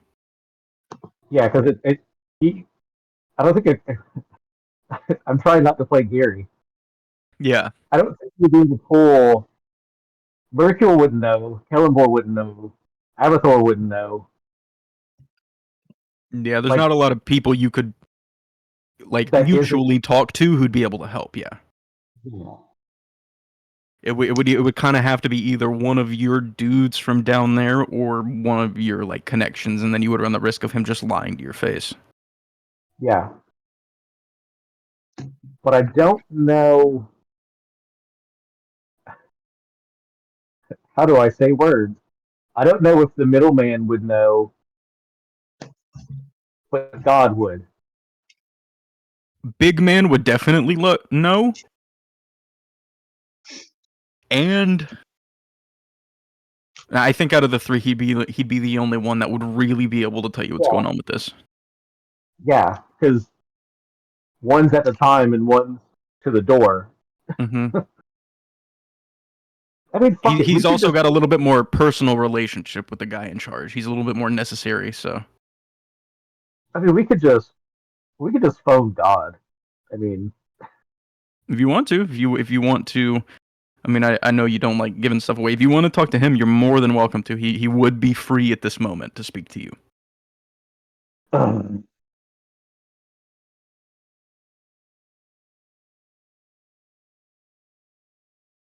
mean, yeah, fuck it, because he's the only person that I think. I mean, obviously I don't know everybody's characters, but Jaren's not going to have anything because she wouldn't know. Yeah, the Raven Queen would be just as confused as anyone on this, trying to figure it out. Like, I literally can't think of a deity that anybody in this crew could call that isn't him. Yeah, I think for that piece of information, I think he would be the best bet if you want to do it.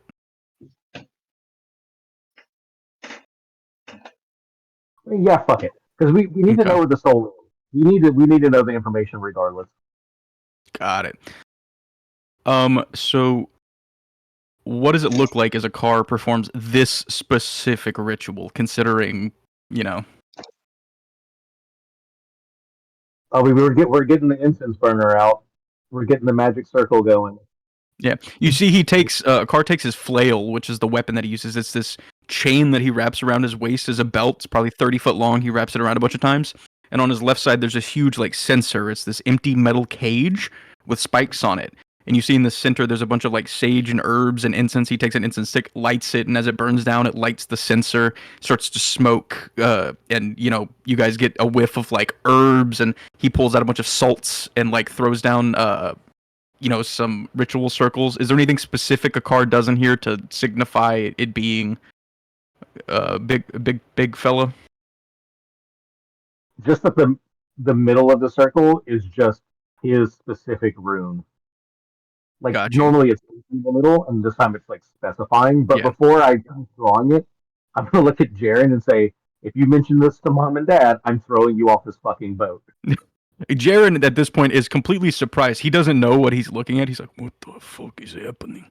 You guys see a car pull out another one of those golden coins that seems like roughly hammered and shaped. And he sets it down in the middle of the circle. All of a sudden, a huge 50, 60-foot tall pyre of blue flame just all over the ship. Doesn't burn anything, but explodes outwards. And you guys see this tall, dark, gray, almost blue-skinned individual with long, glowing hair made of flames. It's a mix of blue and purple. He's wearing a long, dark robe. He looks down. He sits at about 14 feet tall, standing on top of your ship. He looks down and he says, "Akar, good to see you." Sorry, big call. I hope you weren't busy. No, not at all. My wife was preparing to. Well, I'm waiting on my wife to arrive for the winter. What have you? We have a minor problem. I ran through all of my thoughts, and I couldn't think of anybody but you that could handle this. It's a doozy. I'm gonna be honest. Oh, you know I love visiting the world of people. I love to see what's going on here. It's quite boring down there. These are the new friends.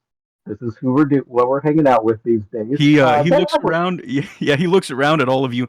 You can all roll religion checks to see if you know who this is. I will see. Am I- I think I rolled it today. Okay. Advantage. Hi, Rinker. Ding dong. Let's see. Ding, da, ding, ding. Any other religion checks? Yes, sorry. You're good. Oh damn, Valiant religious for shit. Yu-Gi-Oh, not bad. Fi, you could flash a genius Yu-Gi-Oh. Sure. So it puts you to 22. Yujiro, you know that this is Hades. Oh, Ah! This is the Lord of Tartarus. This is the Lord of the like neutral underworld. Not it is a place in hell that exists, but is not evil like the rest of hell. oh, y'all guys don't know about him? That's Hades, guys. Come on. He looks down at you and he says, somebody who knows who I am. Very good, very good. Thought I'd have to burn your ship.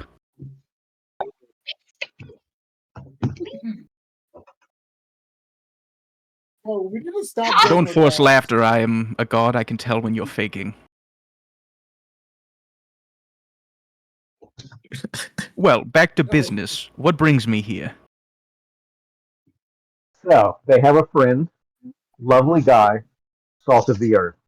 He was mildly banished Hmm. to hell, like you do.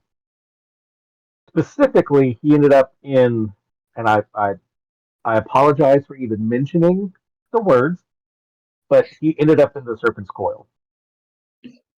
His brow furrows instantly in like concern. I know. This was I know. a normal human individual, correct? Just a guy. That is not good.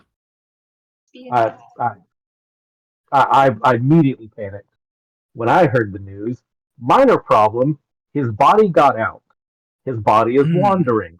We've got a lead on that. We'll look into that. Well, that means his soul right now is in Asmodeus's soup for dinner. So yeah, that's pretty bad. not ideal. It's not great.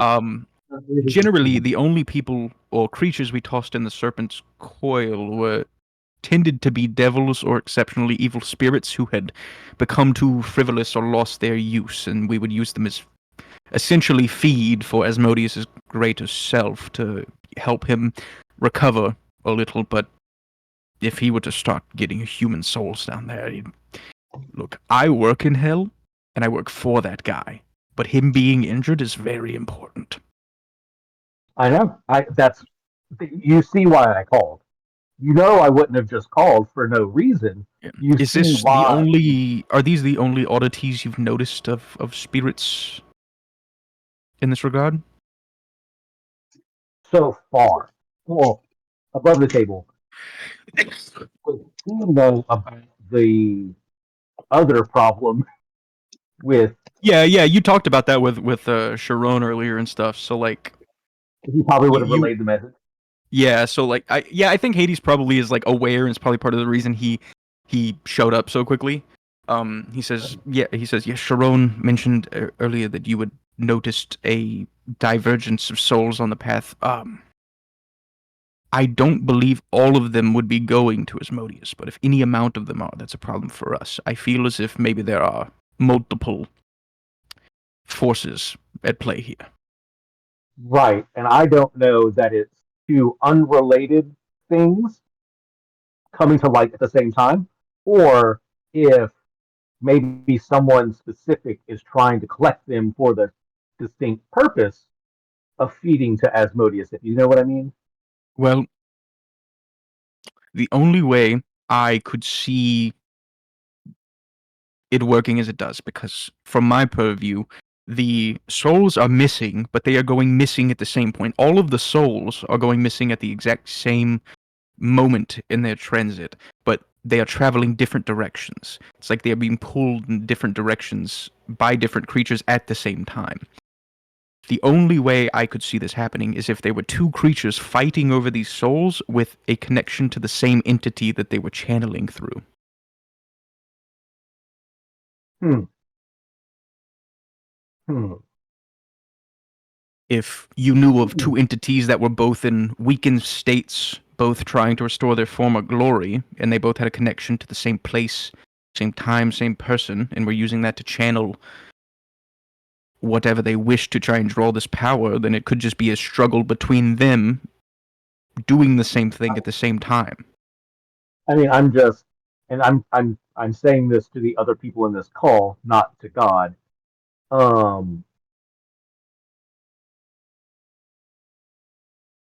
I mean, I can think of two off the top of my head, and I don't fucking like it. Yeah. Yeah. I would. Also, for clarification before I say anything else, the who did we talk about last time? The general people. The 8 Generals of Judgment, the one that we talked about with the souls, Tarantatious. Was it Yeah. Tarantatious? No, it was Jockey. Jackie Chan. I- Jackie Chan. It was Jackie Chan. Chad. Jackie Chan. I am They're all- violently scrolling upwards in my laptop's document folder to try to find Yeah. the one that had his name. Yeah. Would he know anything about him? Ooh, that is yes, absolutely, because the River Styx is Hades' domain. So how do you ask him this question?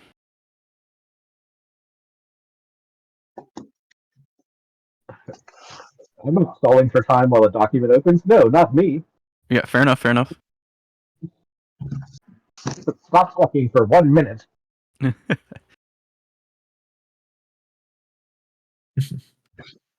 Just give me a second. Yeah, Akar's leafing through his book. Hold on. Oh, that's right here. Oh, wait, no. Hold on, I write a lot. I'm sorry. No. Oh, wrong. Found it. Almost there. Wait, I lost my bookmark. My bad. You know, Yeah, the page JC folded the back Drowned. over. JC the Drowned is what I was thinking of. Yes. Okay.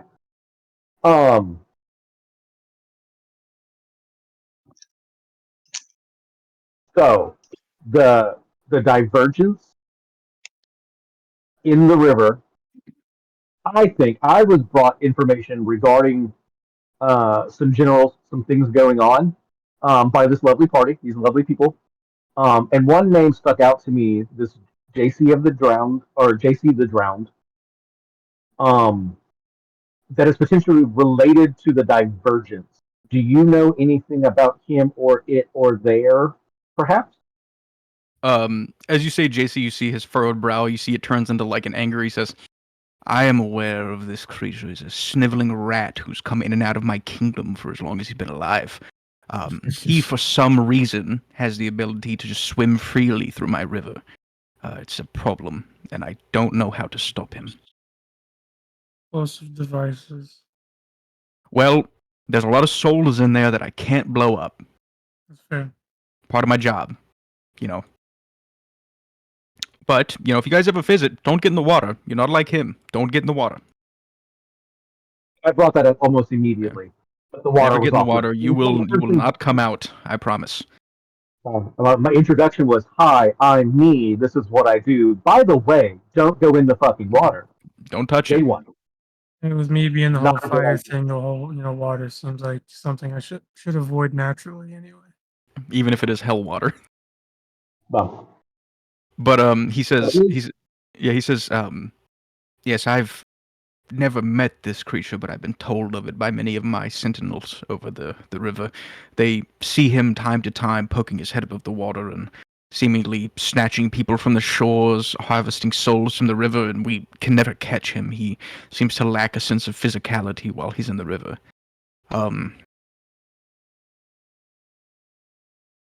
The only way I could catch him is to close the river temporarily, and that would not be allowed.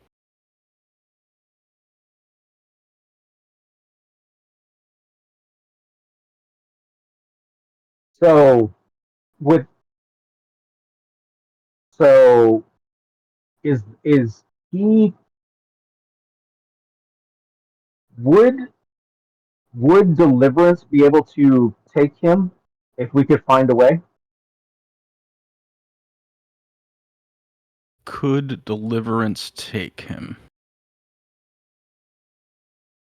Deliverance being a code name for a person that I'm not naming yet. Yeah. If you could kill him, yeah, and I think he could also cut the infernal and abyssal side of his souls in half, so his soul would not have his power anymore. Okay, so we have an idea. Okay, there is an idea Yeah, for that. you just have to find a way to make him harmable. Future problem. Like Hades said, it seems like while he's in water, you can't touch him.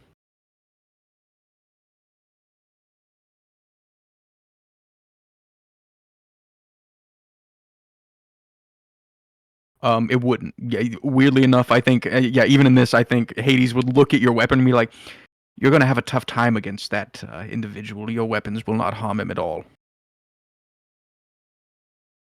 So, No. Basically, it goes beyond. This creature does not have immunity. This creature is water.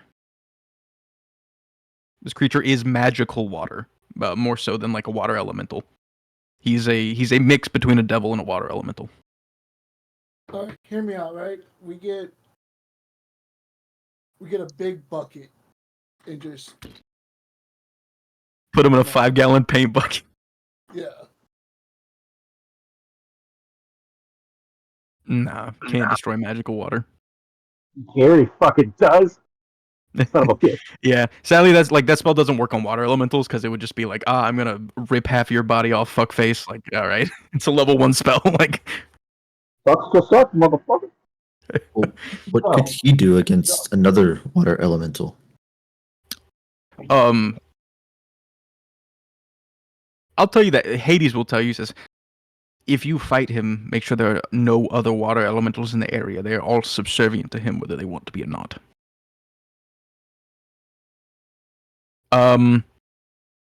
Hades says it depends on the strength of the devil. Lesser devils, yes. Something like a pit fiend, no.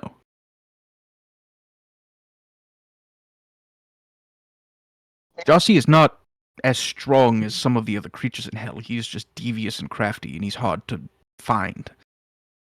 He's not an archdevil. He's not a creature that's impossible to kill. He's just hard to catch.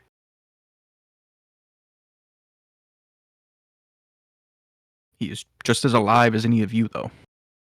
We can work. I'll work on that. I'll work on the JC problem. Magical water containment unit build coming in. Yeah, Put him in. You guys can put him in your ship PC for water cooling. Yes. Oh my god. Thanks, Starforge. Check out my affiliate link. Is there? Shit. What you got? So let's say, and I'm sorry for bringing it up. So let's Sure. say his soul is in fact down there in the coil. Of course. Is there a way to extract it without? I would really prefer not. They're new friends, and I would prefer not to bring them. I would love to visit you. You know I love to visit. Some of them are squishy. I would prefer to not have to take them to there, but we kind of need a soul. I cannot promise you won't have to visit there, but what I can offer is I can... Our yearly council meeting is coming up soon. You attended the last one. Yes. If you and your friends wish to attend as my entourage, I would allow it. You would just have to control yourselves. I cannot defend you if you act up. I mean that's understandable. And if these are all you civilized people. Yeah, there are two options. We can strike a deal with Asmodeus to get your friend back, which is possible. Or if you have one or a group of people who you believe are so incredibly sneaky, they could sneak out of the palace. You could try that. If they get caught, I cannot save them.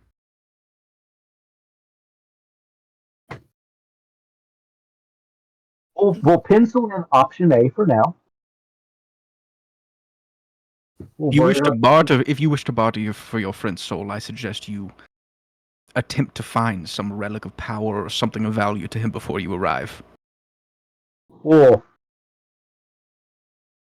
above the table, what I'm thinking is we have to go find the body anyway, right? Mm-hmm. Yeah. While we're there, while we're amongst the dead gods, we can keep an eye out, wink, wink, for anything that may come into play with Asmodeus down the road. Do you know what I mean? Maybe. Good idea. I don't know. That's the plan that I'm trying to formulate in my brain at least. Very good. Do any of you have any other questions for Hades?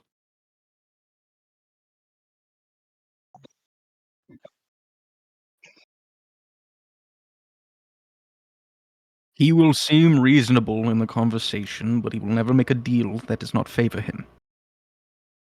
You will need to thoroughly check any contract you sign with him. There are almost always hidden clauses and secrets, and he always has an ulterior motive. Always.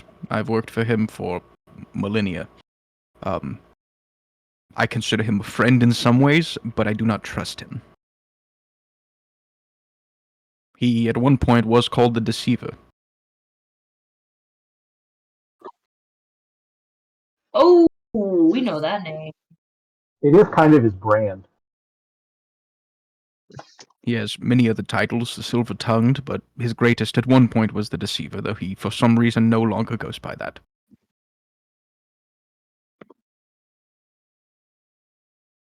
Wait, we know who goes by the Deceiver.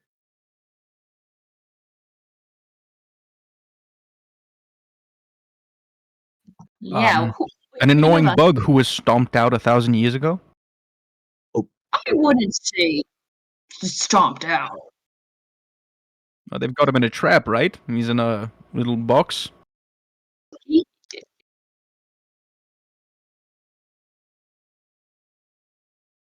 Yeah. He's also, trying to make a comeback. Well, I'd heard his name before. I'd heard he'd been involved in material doings in the past few millennia. But as far as him being called the Deceiver, Asmodeus has said nothing to me of him dealing with this creature. It would be a question you would have to ask him. Noel's a real sly guy. You never know what his little fingers are in. And from what I do remember, he seemed to be more human in the way that he was incredibly good at deception. So he could have had some dealings with Asmodeus in the past. They could be friends, enemies. I do not know. I rarely ask Asmodeus of his personal relationships. They seem to be overly complicated for me. The only other advice I can give you, Akar, you met her shortly last time. Asmodeus's daughter tends to have a better nature than her father sometimes, Glacia. You may consider speaking to her. Well, what I was thinking is, if we're going to come to town to come to the group talk, we may come early and try her, try I think it was what was it, malaria that I said Malaria. yeah. See the faces, say hi, see the face. Having Glacia on your side before the meeting or before negotiations would be helpful. Asmodeus tends to have the only soft spot in his life is for his daughter. So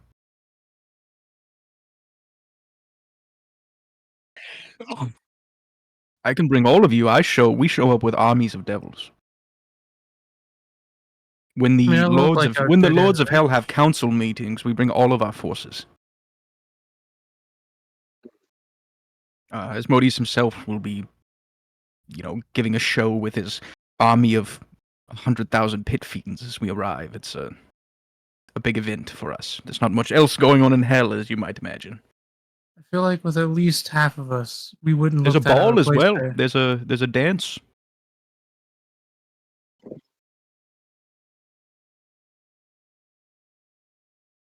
Book Bim show in hell with his new guitar.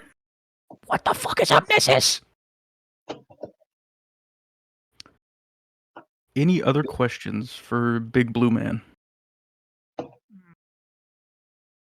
considering asking about the grandma, but I'm not sure. If you want to ask, go for it. Trying to even think of how to ask it.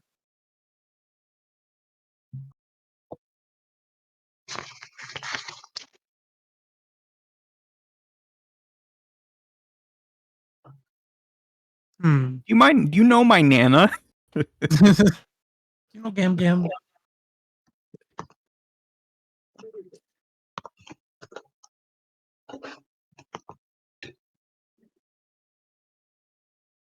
Sir, do you know all 8 of the guys that work for the He says, D-Day? I'm aware of most of their existence, yes. You know, like the one that's a woman and a vampire. He nods, he smiles a little bit, says, Acerynzia, she's the only of them I don't utterly despise. She delivered me a very valuable soul at one point in time. Yeah, we'd like to try like talk to her at some point, you know.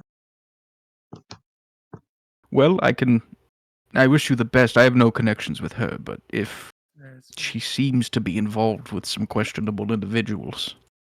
Yeah, we kind of got the vibe though that maybe she's not like super chill with that though. Well, if I will say this, if you are able to help her change her mind in any degree, I would gladly hire her services after the mean, fact. You know, I might have a little bit of a card up my sleeve. I don't know how well it's gonna work, but we could try it. Well, it's very rare you find creatures that are that adept at killing. I would love to have her as a god of some kind. You know, to have that family representation. That would be kind of cool, I guess. Most of my personal guards these days are 3-headed dogs, and you can't really speak to them very much. They don't talk back. I guess unless you're like a certain type of person, right? Well, I guess in a way they do speak, but it's dogs talking, so it's about what you'd expect. And 3 dogs in one body, it's pretty bad. It's mostly like oral, one's kibble, Yeah, water. it's insufferable. I have to feed them 3 times the normal amount. It's probably like, I hate you, I love you, you're the best, Yeah. you're the worst. It's true. Good thing I own the place where souls go. Things are looking kind of rough these days, right? The hell economy, bad shape. Yeah. How well does that pay? I don't get paid for my job. I have a kingdom. That's kind of how it works. You don't really get paid. You like collect souls and artifacts from people, but they don't really give you gold. You just kind of have gold. Like there's just a bunch of gold in hell. Oh, No, I mean we once a year we go hang out with Asmodeus. We have a little dance, and that's do you have that's pretty much all he asks. You don't have livestock on there. That's why, right? Well, where I live, we have livestock in the there are multiple areas of my domain, unlike most places of hell. There's Tartarus, which is the pits we throw like the really bad guys in. There is a section of the Elysian Fields in my domain as well. And there are a couple of other small areas where we keep souls in waiting. Limbo as well. Correct. You know that weirdly enough, he's saying that he owns a part of hell that's connected to heaven. Mm. He says, some, but I control a small section. It connects to the greater whole, but I use it as a means to allow people into the afterlife. If a good soul comes through, I shouldn't keep them in hell. I should send them through. So I don't visit much myself, but I've been sending souls through to Elysium. Yes. And Sure. He's gonna roll a history check with advantage, and he's a god, so he's got plus 17. A plus. God damn. It's still a 3 and a 9. 9 plus 17. 26. Even on that roll, he says, she may be there, but she did not come through Hades. If she went there, she would have gone directly there. She would not have come through my plane for judgment.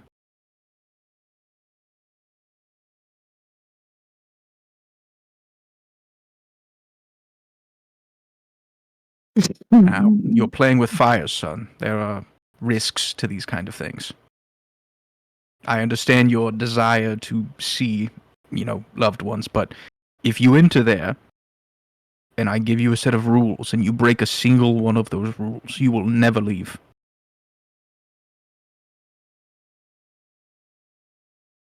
I'm sure you've heard some of the stories of the old Greek tragedies. People coming to my domain to retrieve their loved ones, I tell them you must return to the top without looking back, and they break that rule at the last moment, and so they lose.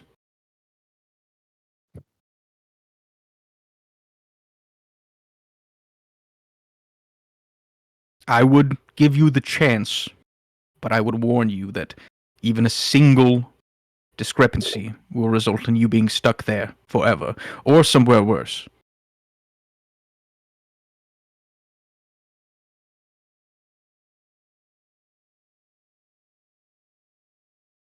Of course, it wouldn't be.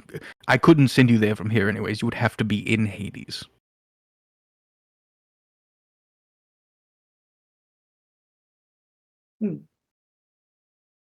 He looks at you, Rex, says, "What about you, tall man? You've been rather quiet." I got a question. Did Caleb ever tell us about his vision? He did, right? He told us about his vision. Like, Yes. not Caleb. Yeah. I bring that up. I asked him. I said, "Is it possible for someone to kill in Elysium?" He thinks for a moment. He says, "Well, if the only creatures that could kill in Elysium were creatures that were ordained by the entities that rule Elysium to kill. There's some entities, some greater entities, that all have some domain over Elysium, and the only time a soul can be killed there or removed is when one of those deities gives permission." Okay. There are generally the deities that control Elysium are the higher deities that people consider good, deities of farming, of civilization, the sun, things like that. So you're saying the sun god has authority? in Elysium? Elysium would fall under his domain, yes. Interesting. That, and he'll also contribute to your vision, because then he'll have authority to, kill. Interesting. All right. I have no more questions for Hades. Sure. All right. Any parting questions from a car or anything like that? Anything from Valmori or anybody? Any questions for this guy? Oh. Yeah, this is the time to ask. I do got a question in mind. I bring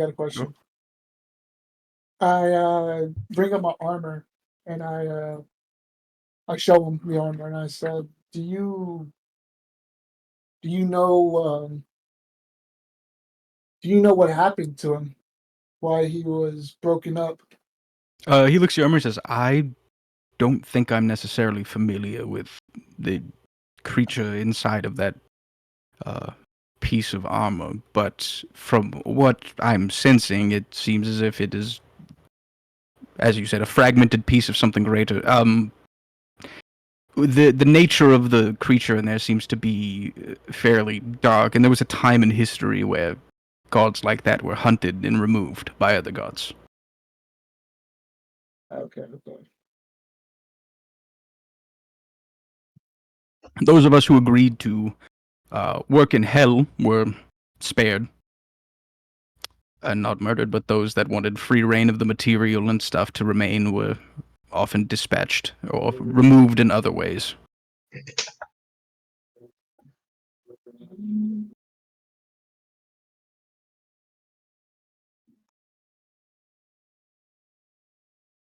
I can't think of anything else right now to ask. I have a question. Mhm. I want to ask Hades, would he know anything about, like, when Orion had this vision, he saw a figure in, like, really, like, giant gold-plated armor with a silver mask on and a white toga, and half his face was normal, but the mask was silver, and, like, under the mask there wasn't really a face. Would he know anything about that, or that person, or anything like that? He can go to Elysium, so he thinks from him and goes, "I believe that is the keeper of Elysia. His name is Stark. Stark, the keeper of Elysium. He is a he's different. He was never a human. He's a spirit that we refer to as something called a Bannock. His entire existence, from the moment he formed into a physical being, He has had the power and the ability to guide people through death in their final moments, to give them pleasing memories as they die. And the gods saw that and offered him, because he was somewhat of an astral being. He existed in this space just on his own. There are no others like him. He does not have a race of people per se. He is more a collection of thoughts and memories made physical. And the gods saw what he could do and asked if he would be willing to tend to the Elysian fields. And he has done so fervently for thousands of years. Above. Go, Caleb. Yeah, what do we got? Hold on, Rock was first. We'll do it like Rock was first. What would happen if you killed him? If he says, if Stark died, Elysia would quickly be overgrown. Creatures from the wildlands and other neutral planes would invade, probably start eating souls on their own. Like, he's a protector as much as he's a tender. He is a very dangerous individual.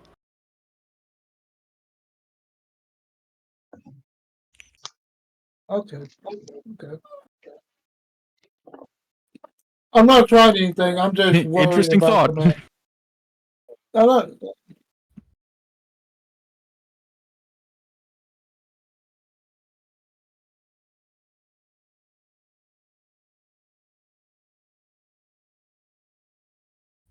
He looks at you and says, it could be any number of things, but from what I'm sensing on you, you seem to have some kind of affinity for blood. Something not many people realize is that human memories, while they are stored in the brain, can be genetically encoded. You seem, if I had to guess, like some other blood hunters I've met in the past, seem to have an ability to consume genetic memory and relive it.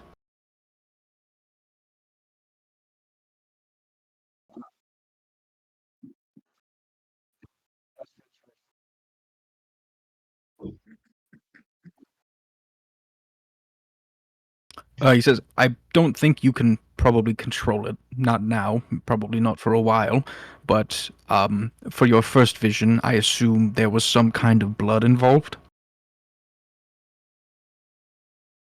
That would be it. If you, paired with the lycanthropy I smell on you, it seems as if some of your kind are partial to that. You can consume it as nutrients, but also glean the information from it. It will not work all the time, and it seems like whichever blood you consumed first was some kind of highly magical collection. That was not normal blood that you drank the first time. But it seems like in certain situations it could awaken memories or visions, or maybe even seeing through the eyes of somebody else due to this genetic connection.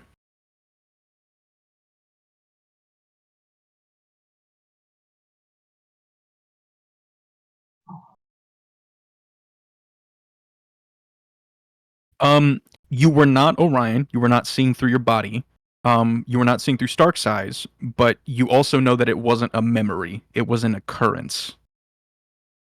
It happened as you saw it.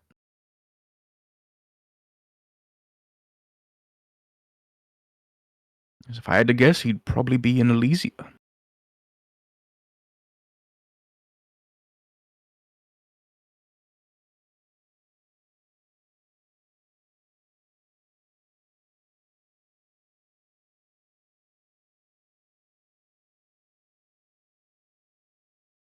Well, most likely, if I had to guess, it was because it was some sort of projection that you were feeling, that you were not there, but your mind was. I do not speak to Starkov, and I do not see him, but if there's an issue, I can try to contact him.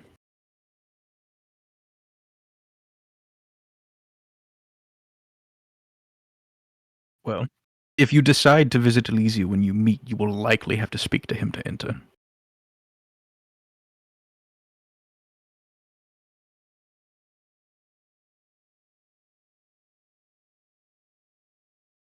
Well, I'll make sure I have my rules very detailed for you. And then Valmoria had a question. What do you got? Oh, it was just kind of along the lines of what Caleb kind of asked. Just didn't know if what we saw in the what Orion saw in the vision about like him asking where all the souls are going, like because there weren't a lot there would be prevalent information for like Hades to know. I didn't know if that would be Yeah, something. Hades would definitely want to know that for sure. Yeah. Okay, so then I guess I would just like say like while we're talking about this vision, in the vision that he saw, the figure Stark was like asking where are the souls? Like there weren't there, and there was a burnt symbol in the ground, the symbol of ruin. But I Okay. just thought you might want to know. Yeah, he kind of nods. He's like, I'll be sending a missive to Stark when I return home to have a meeting of some kind soon. He's relatively busy, and time works differently for us, but hopefully it will align with when you are visiting for the council meeting. Considering what you've told me, paired with what you apparently have seen with Stark, it lends some credence to the theory from earlier that there are entities fighting for a channel of souls somewhere. I do not know where it comes from, but it seems like there are two places where it's going.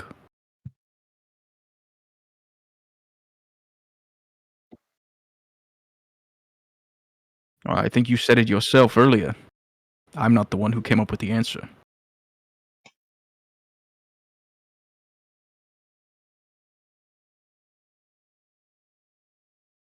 Yeah, Or seven. I would assume. Well, if the human souls seem to be like an issue for him to be consuming, I would assume that they would make him stronger or heal him better than the souls. That's what Hades said. Hades says that even though he works for Asmodeus getting real, full, like fresh, innocent human souls and consuming them will heal him so much quicker that it will be a problem. Because Asmodeus returning to full power is dangerous not only for everyone else, but also the rest of the people in hell. Right. Because he wants to. Yeah, he just wants to. He doesn't care about hell. He just wants to leave it to rot and come back up. Yeah. And then Mr. Goody Two Shoes Vanilla. Oh dear no.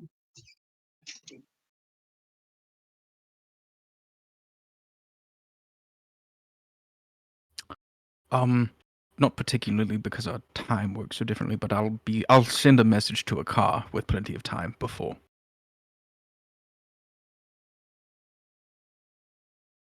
It'll be longer than 3 days, do not worry. And also, if you were to turn into a lichen in hell, we have means to prevent that. We have plenty of lichen souls down there. A couple of silver shackles and you'll be fine. But it'll be longer than 3 days. Again, our time works differently. I can't say specifically, but it will be some amount of time, of a week or two at minimum.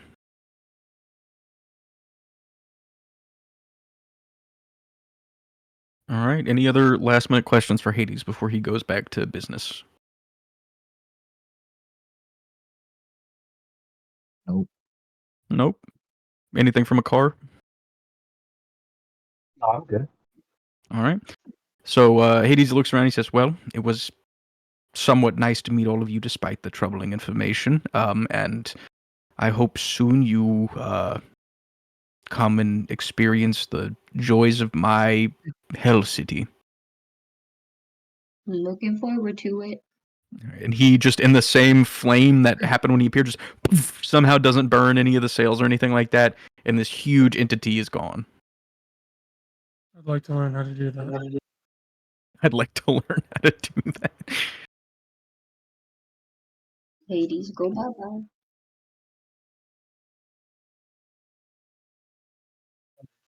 Yep. All right.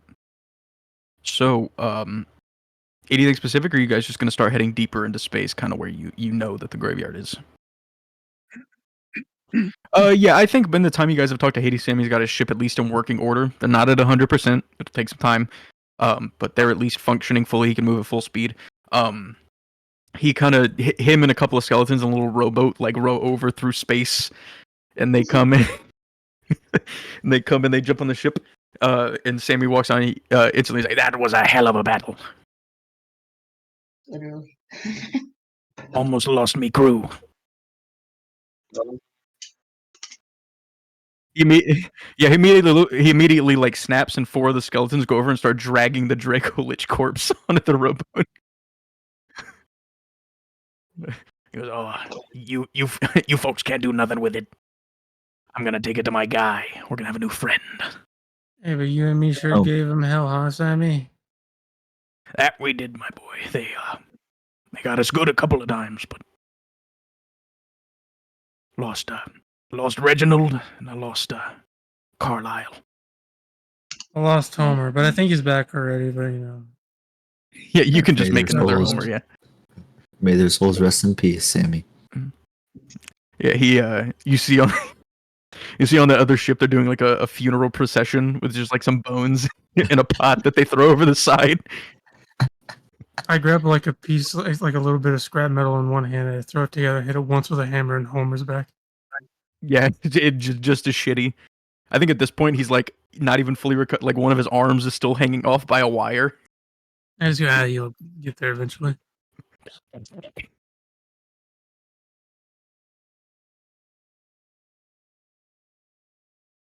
Well, I signed on for the voyage, didn't I?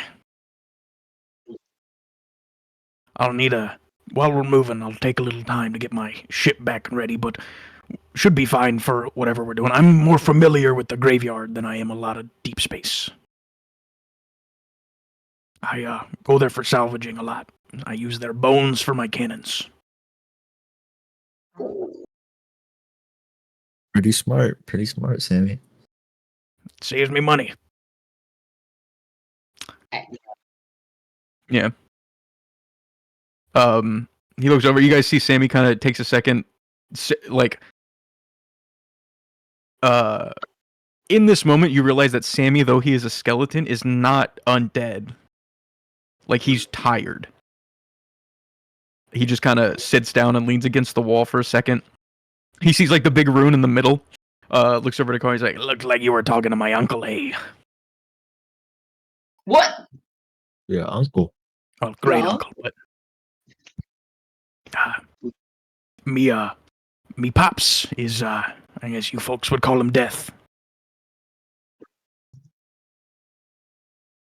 So you're the son of. Me pops is old Thanatos. Good old Thanatos. Whenever you're on your deathbed, breathing your last, he's gonna be the last face you see. He's fucking horrifying.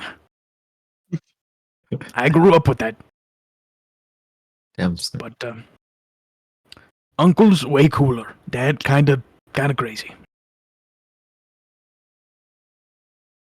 But Surprised he didn't- and somebody said, if you need any help repairing your ship, I can spare a few crewmen as well.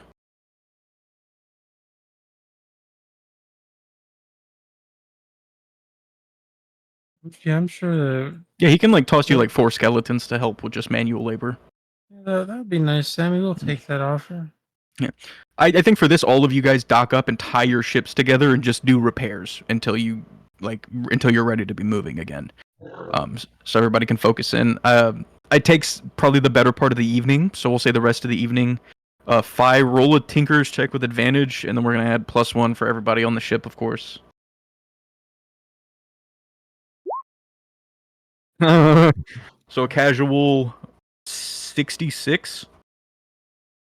Casual 66. All the ships are at full health again. Let's go.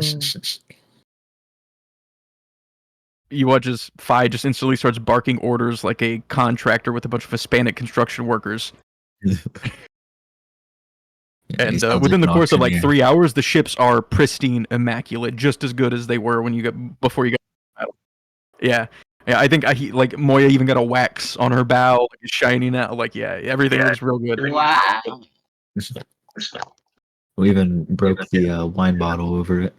Yeah, the sails are getting patched up and everything like that. Like with the natural 28, everybody, like you guys over the course, probably by 8 p.m. you guys are done. You're all able to sit down and chill if you guys want a long rest for the night here. Putting makeup on a war pig. So everybody long rest. Everybody get all their shit back.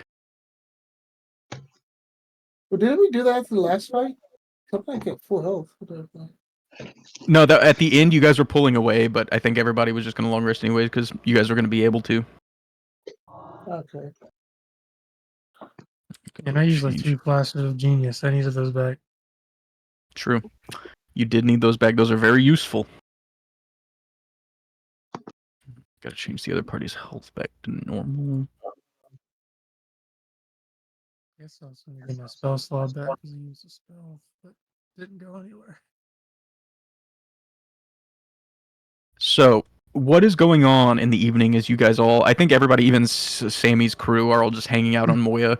You guys, after that fight and having kind of a shitty day and watching all those people die, but now having a lead, are kind of chilling and, if nothing else, just having like a relaxing semi-party as everybody eats dinner and hangs out. So, what's going on?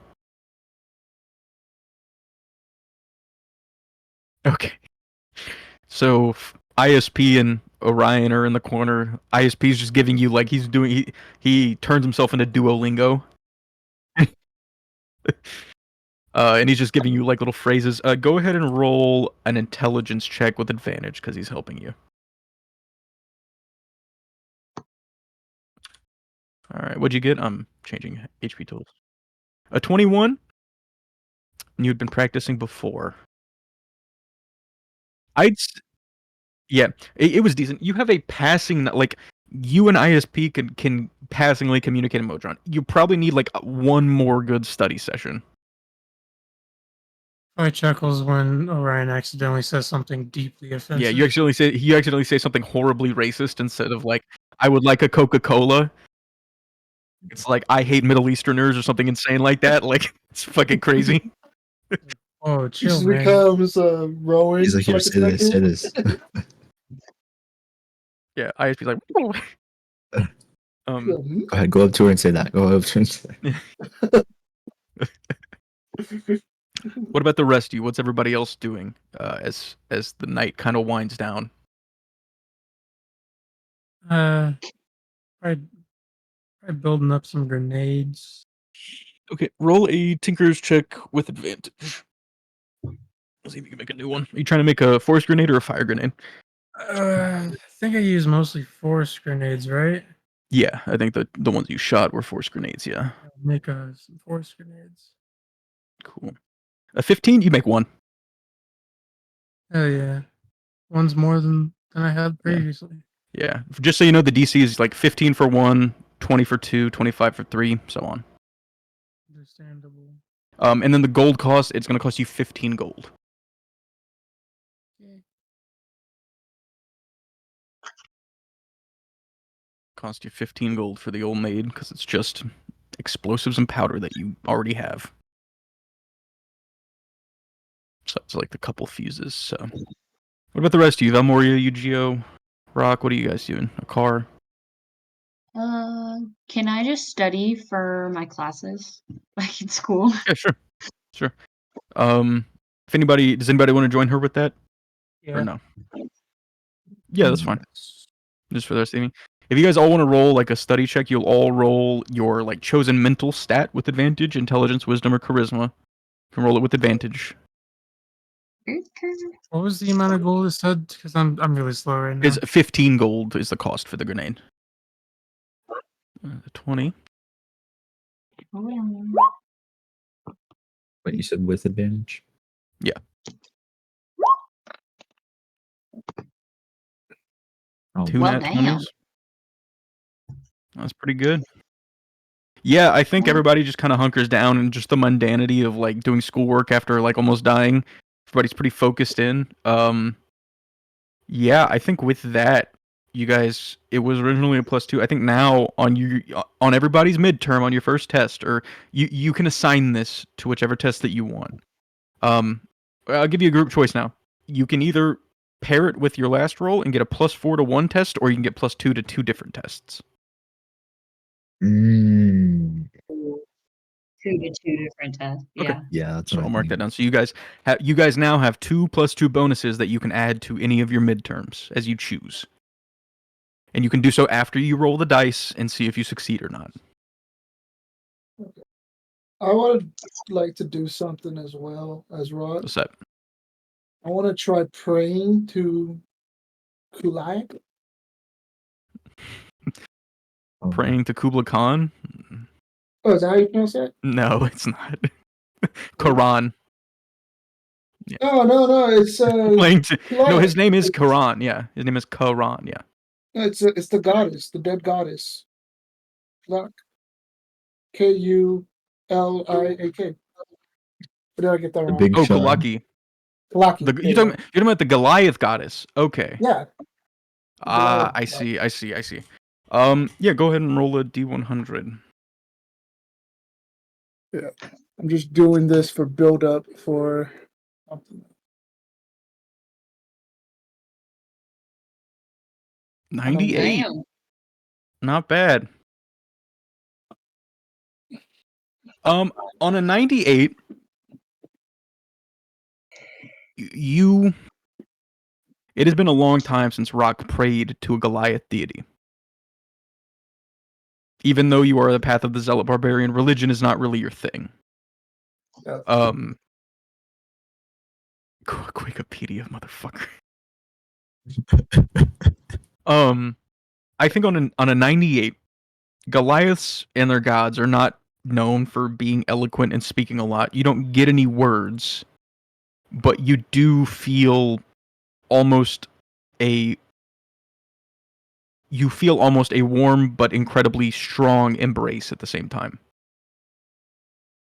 Rock needed that. Yeah. It feels like your mother hugging you from behind. Oh,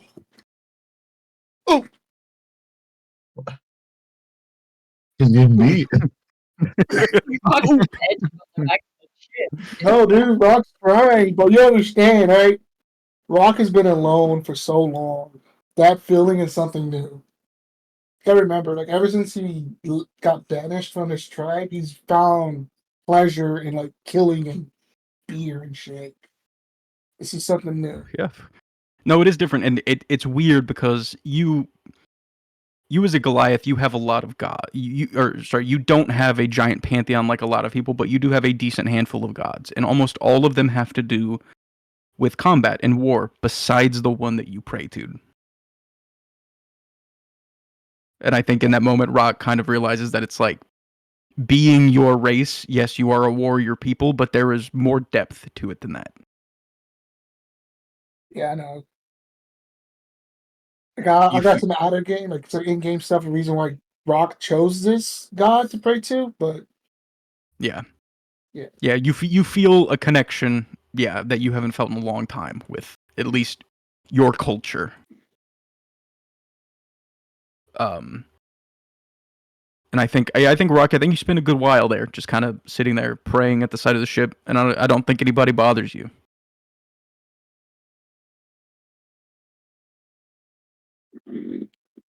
What about Yu-Gi-Oh, a car, Mori, any other things you guys want to do besides studying?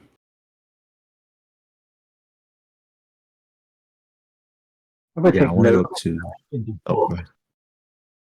Okay, a car wants to take notes on what? Just that I'm writing down notes from the conversations with Big Boy in Okay. the bookie book.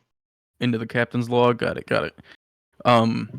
So a car is kind of on his own. You see, he pulls out a pin that he doesn't dip in ink. It seems to be writing, and there's like this blood red ink that just comes out of the pin. Doesn't seem to like produce from anywhere. The pin just makes it.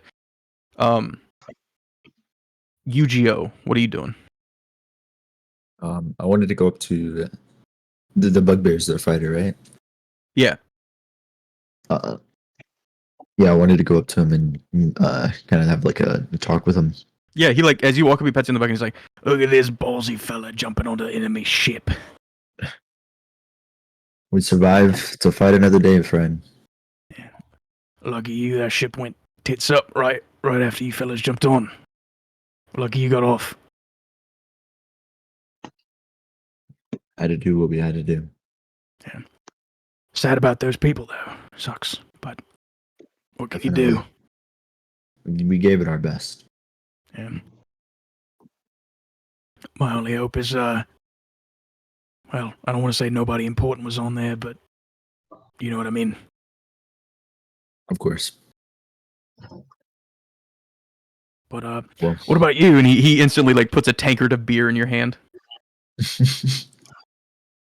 well, definitely feel for those people, but above table, above table. But people die every day. People die every day. Okay, I'm back in back. Line. No, but I definitely feel for those people. But we definitely gave it our best shot. Sure. But what can I help you with? Just wanted to check in on you, see how you're doing, man. I'm Old doing man. all right. Just another battle. I'm just ready to get this over with so we can get back to school. I don't like missing too much. Yeah, what are you thinking of? All the news about your friend. Sad, but Q was always getting himself into all kinds of trouble. It's not surprising. We've had to save him more times than I can count. He's useful, very smart, but impulsive. Yes, we have a few of those. It's not a bad thing all the time, but and I know this one wasn't his fault. I mean, it couldn't have been his fault, but his natural proclivity to running off and doing whatever is making this harder for us. Yeah. Well, I just wanted to make sure you were doing all right. Finding I'm out that alright. news. Yeah, no, it'll be all right. Hopefully, we'll find him soon. Like the big blue guy said, he shouldn't be done yet. So we got a little time, and he's been through some bad stuff before. I'm less worried about finding the physical Q, and I'm more worried about what's happening to the other part of him. Yeah. But Well, we're gonna give it our gotta best. take it one step at a time. Yeah, we're not gonna let it go that easily. Of course, I mean, we'll looks like we're probably gonna have to go to hell for this guy. So Hopefully, that would be the first and last. well, from what I understand, it's not a bad place all the time. Just kind of depends on where you go. Yeah. Do you just hang out with him for the rest of the night, or? Yeah, kind of just hang out. Yeah. Drink. Yeah, so you guys just hang out and bullshit, like kind of talk a little bit about fighter stuff too, especially because you guys are both like wizard fighters, kind of. You guys talk about that a little bit. And then Valmori, did you have anything else? Yeah. got- Kind of on the same wavelength that you. I wanted to go talk to Innie Mhm. and check on her because Key's her boyfriend, and apparently his soul's being like in some Yeah. Asmodeus sleep right now. Yeah. I You walk up. She's just standing. She's just kind of staring off the bow of the ship. She's got one of her hands on the wheel, just kind of sitting there.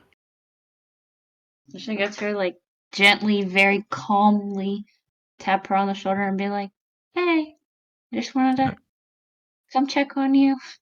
She's like, I'm fine. I'm just getting a little bit of solace. Everyone's loud and raucous. It's not really my thing. I prefer books in a quiet library. Completely understand, completely agree. I just know you found out a lot of information about someone who's really important to you, so I just wanted to come check on you and see what was happening. It's a little bit jarring, but not surprising. Tea Kettle tends to cause some ruckus at the school every year for some reason or another, and it was only a matter of time before we were involved in it, this being his chosen group after succeeding last year. It was partially our fault for getting so close with the old man. He's powerful and he's useful, but he's also dangerous. And he would protect his school at any means, but he does not, I think in his old age, understand the value of a single life anymore. Yeah, I can definitely see that from especially what we're finding out about where he sent Q and how all of that went down. It makes me wonder that I understand that some of these wizards are infinitely more powerful than you or I, but to be able to send a soul to such a specific place, strange. Yeah, definitely agree. That's one of a very odd place to send him. And that place specifically to that specific person is definitely very interesting and kind of, I think, requires a little questioning when we get back. Hopefully with agree. Q. It could just be him being a crazy old man, but at the same time, it never seems to be that simple. I worry that even if his intent wasn't to send him to that place, sending him there in general was an odd choice. Could have banished him anywhere. Yeah, definitely not a normal place to send a student that you're kind of low-key responsible for, high-key responsible for. Well, with how the banishment spell works, he could have sent him to a pocket dimension somewhere with no risk whatsoever for a short while and brought him back. There's more control that he would have over that spell than people like us. And again, like you said, and like it seems, if whether it was intentional or not, something seems to have affected Tea Kettle in a way to alter the destinations of his spells. Whether it's Yeah. a decision he made or something else influencing him, it's still a problem. Yeah, I completely agree. I think that's definitely something we should all, I mean, hopefully we'll still be friends after this because I've grown quite fond of you, but we should kind of all look into when we get back, I think, why that specific place and what happened when he did decide to banish him. Yeah. She looks at you, kind of smiles, put a hand on your shoulder, says, I'm sure as well, after all of this, I would imagine we'll continue to at least get along with each other, but again, I don't think Tea Kettle is a bad person per se, but there's something else going on at the school. Yeah, There has to definitely. be. Yeah. Yeah. Definitely some odd, strange things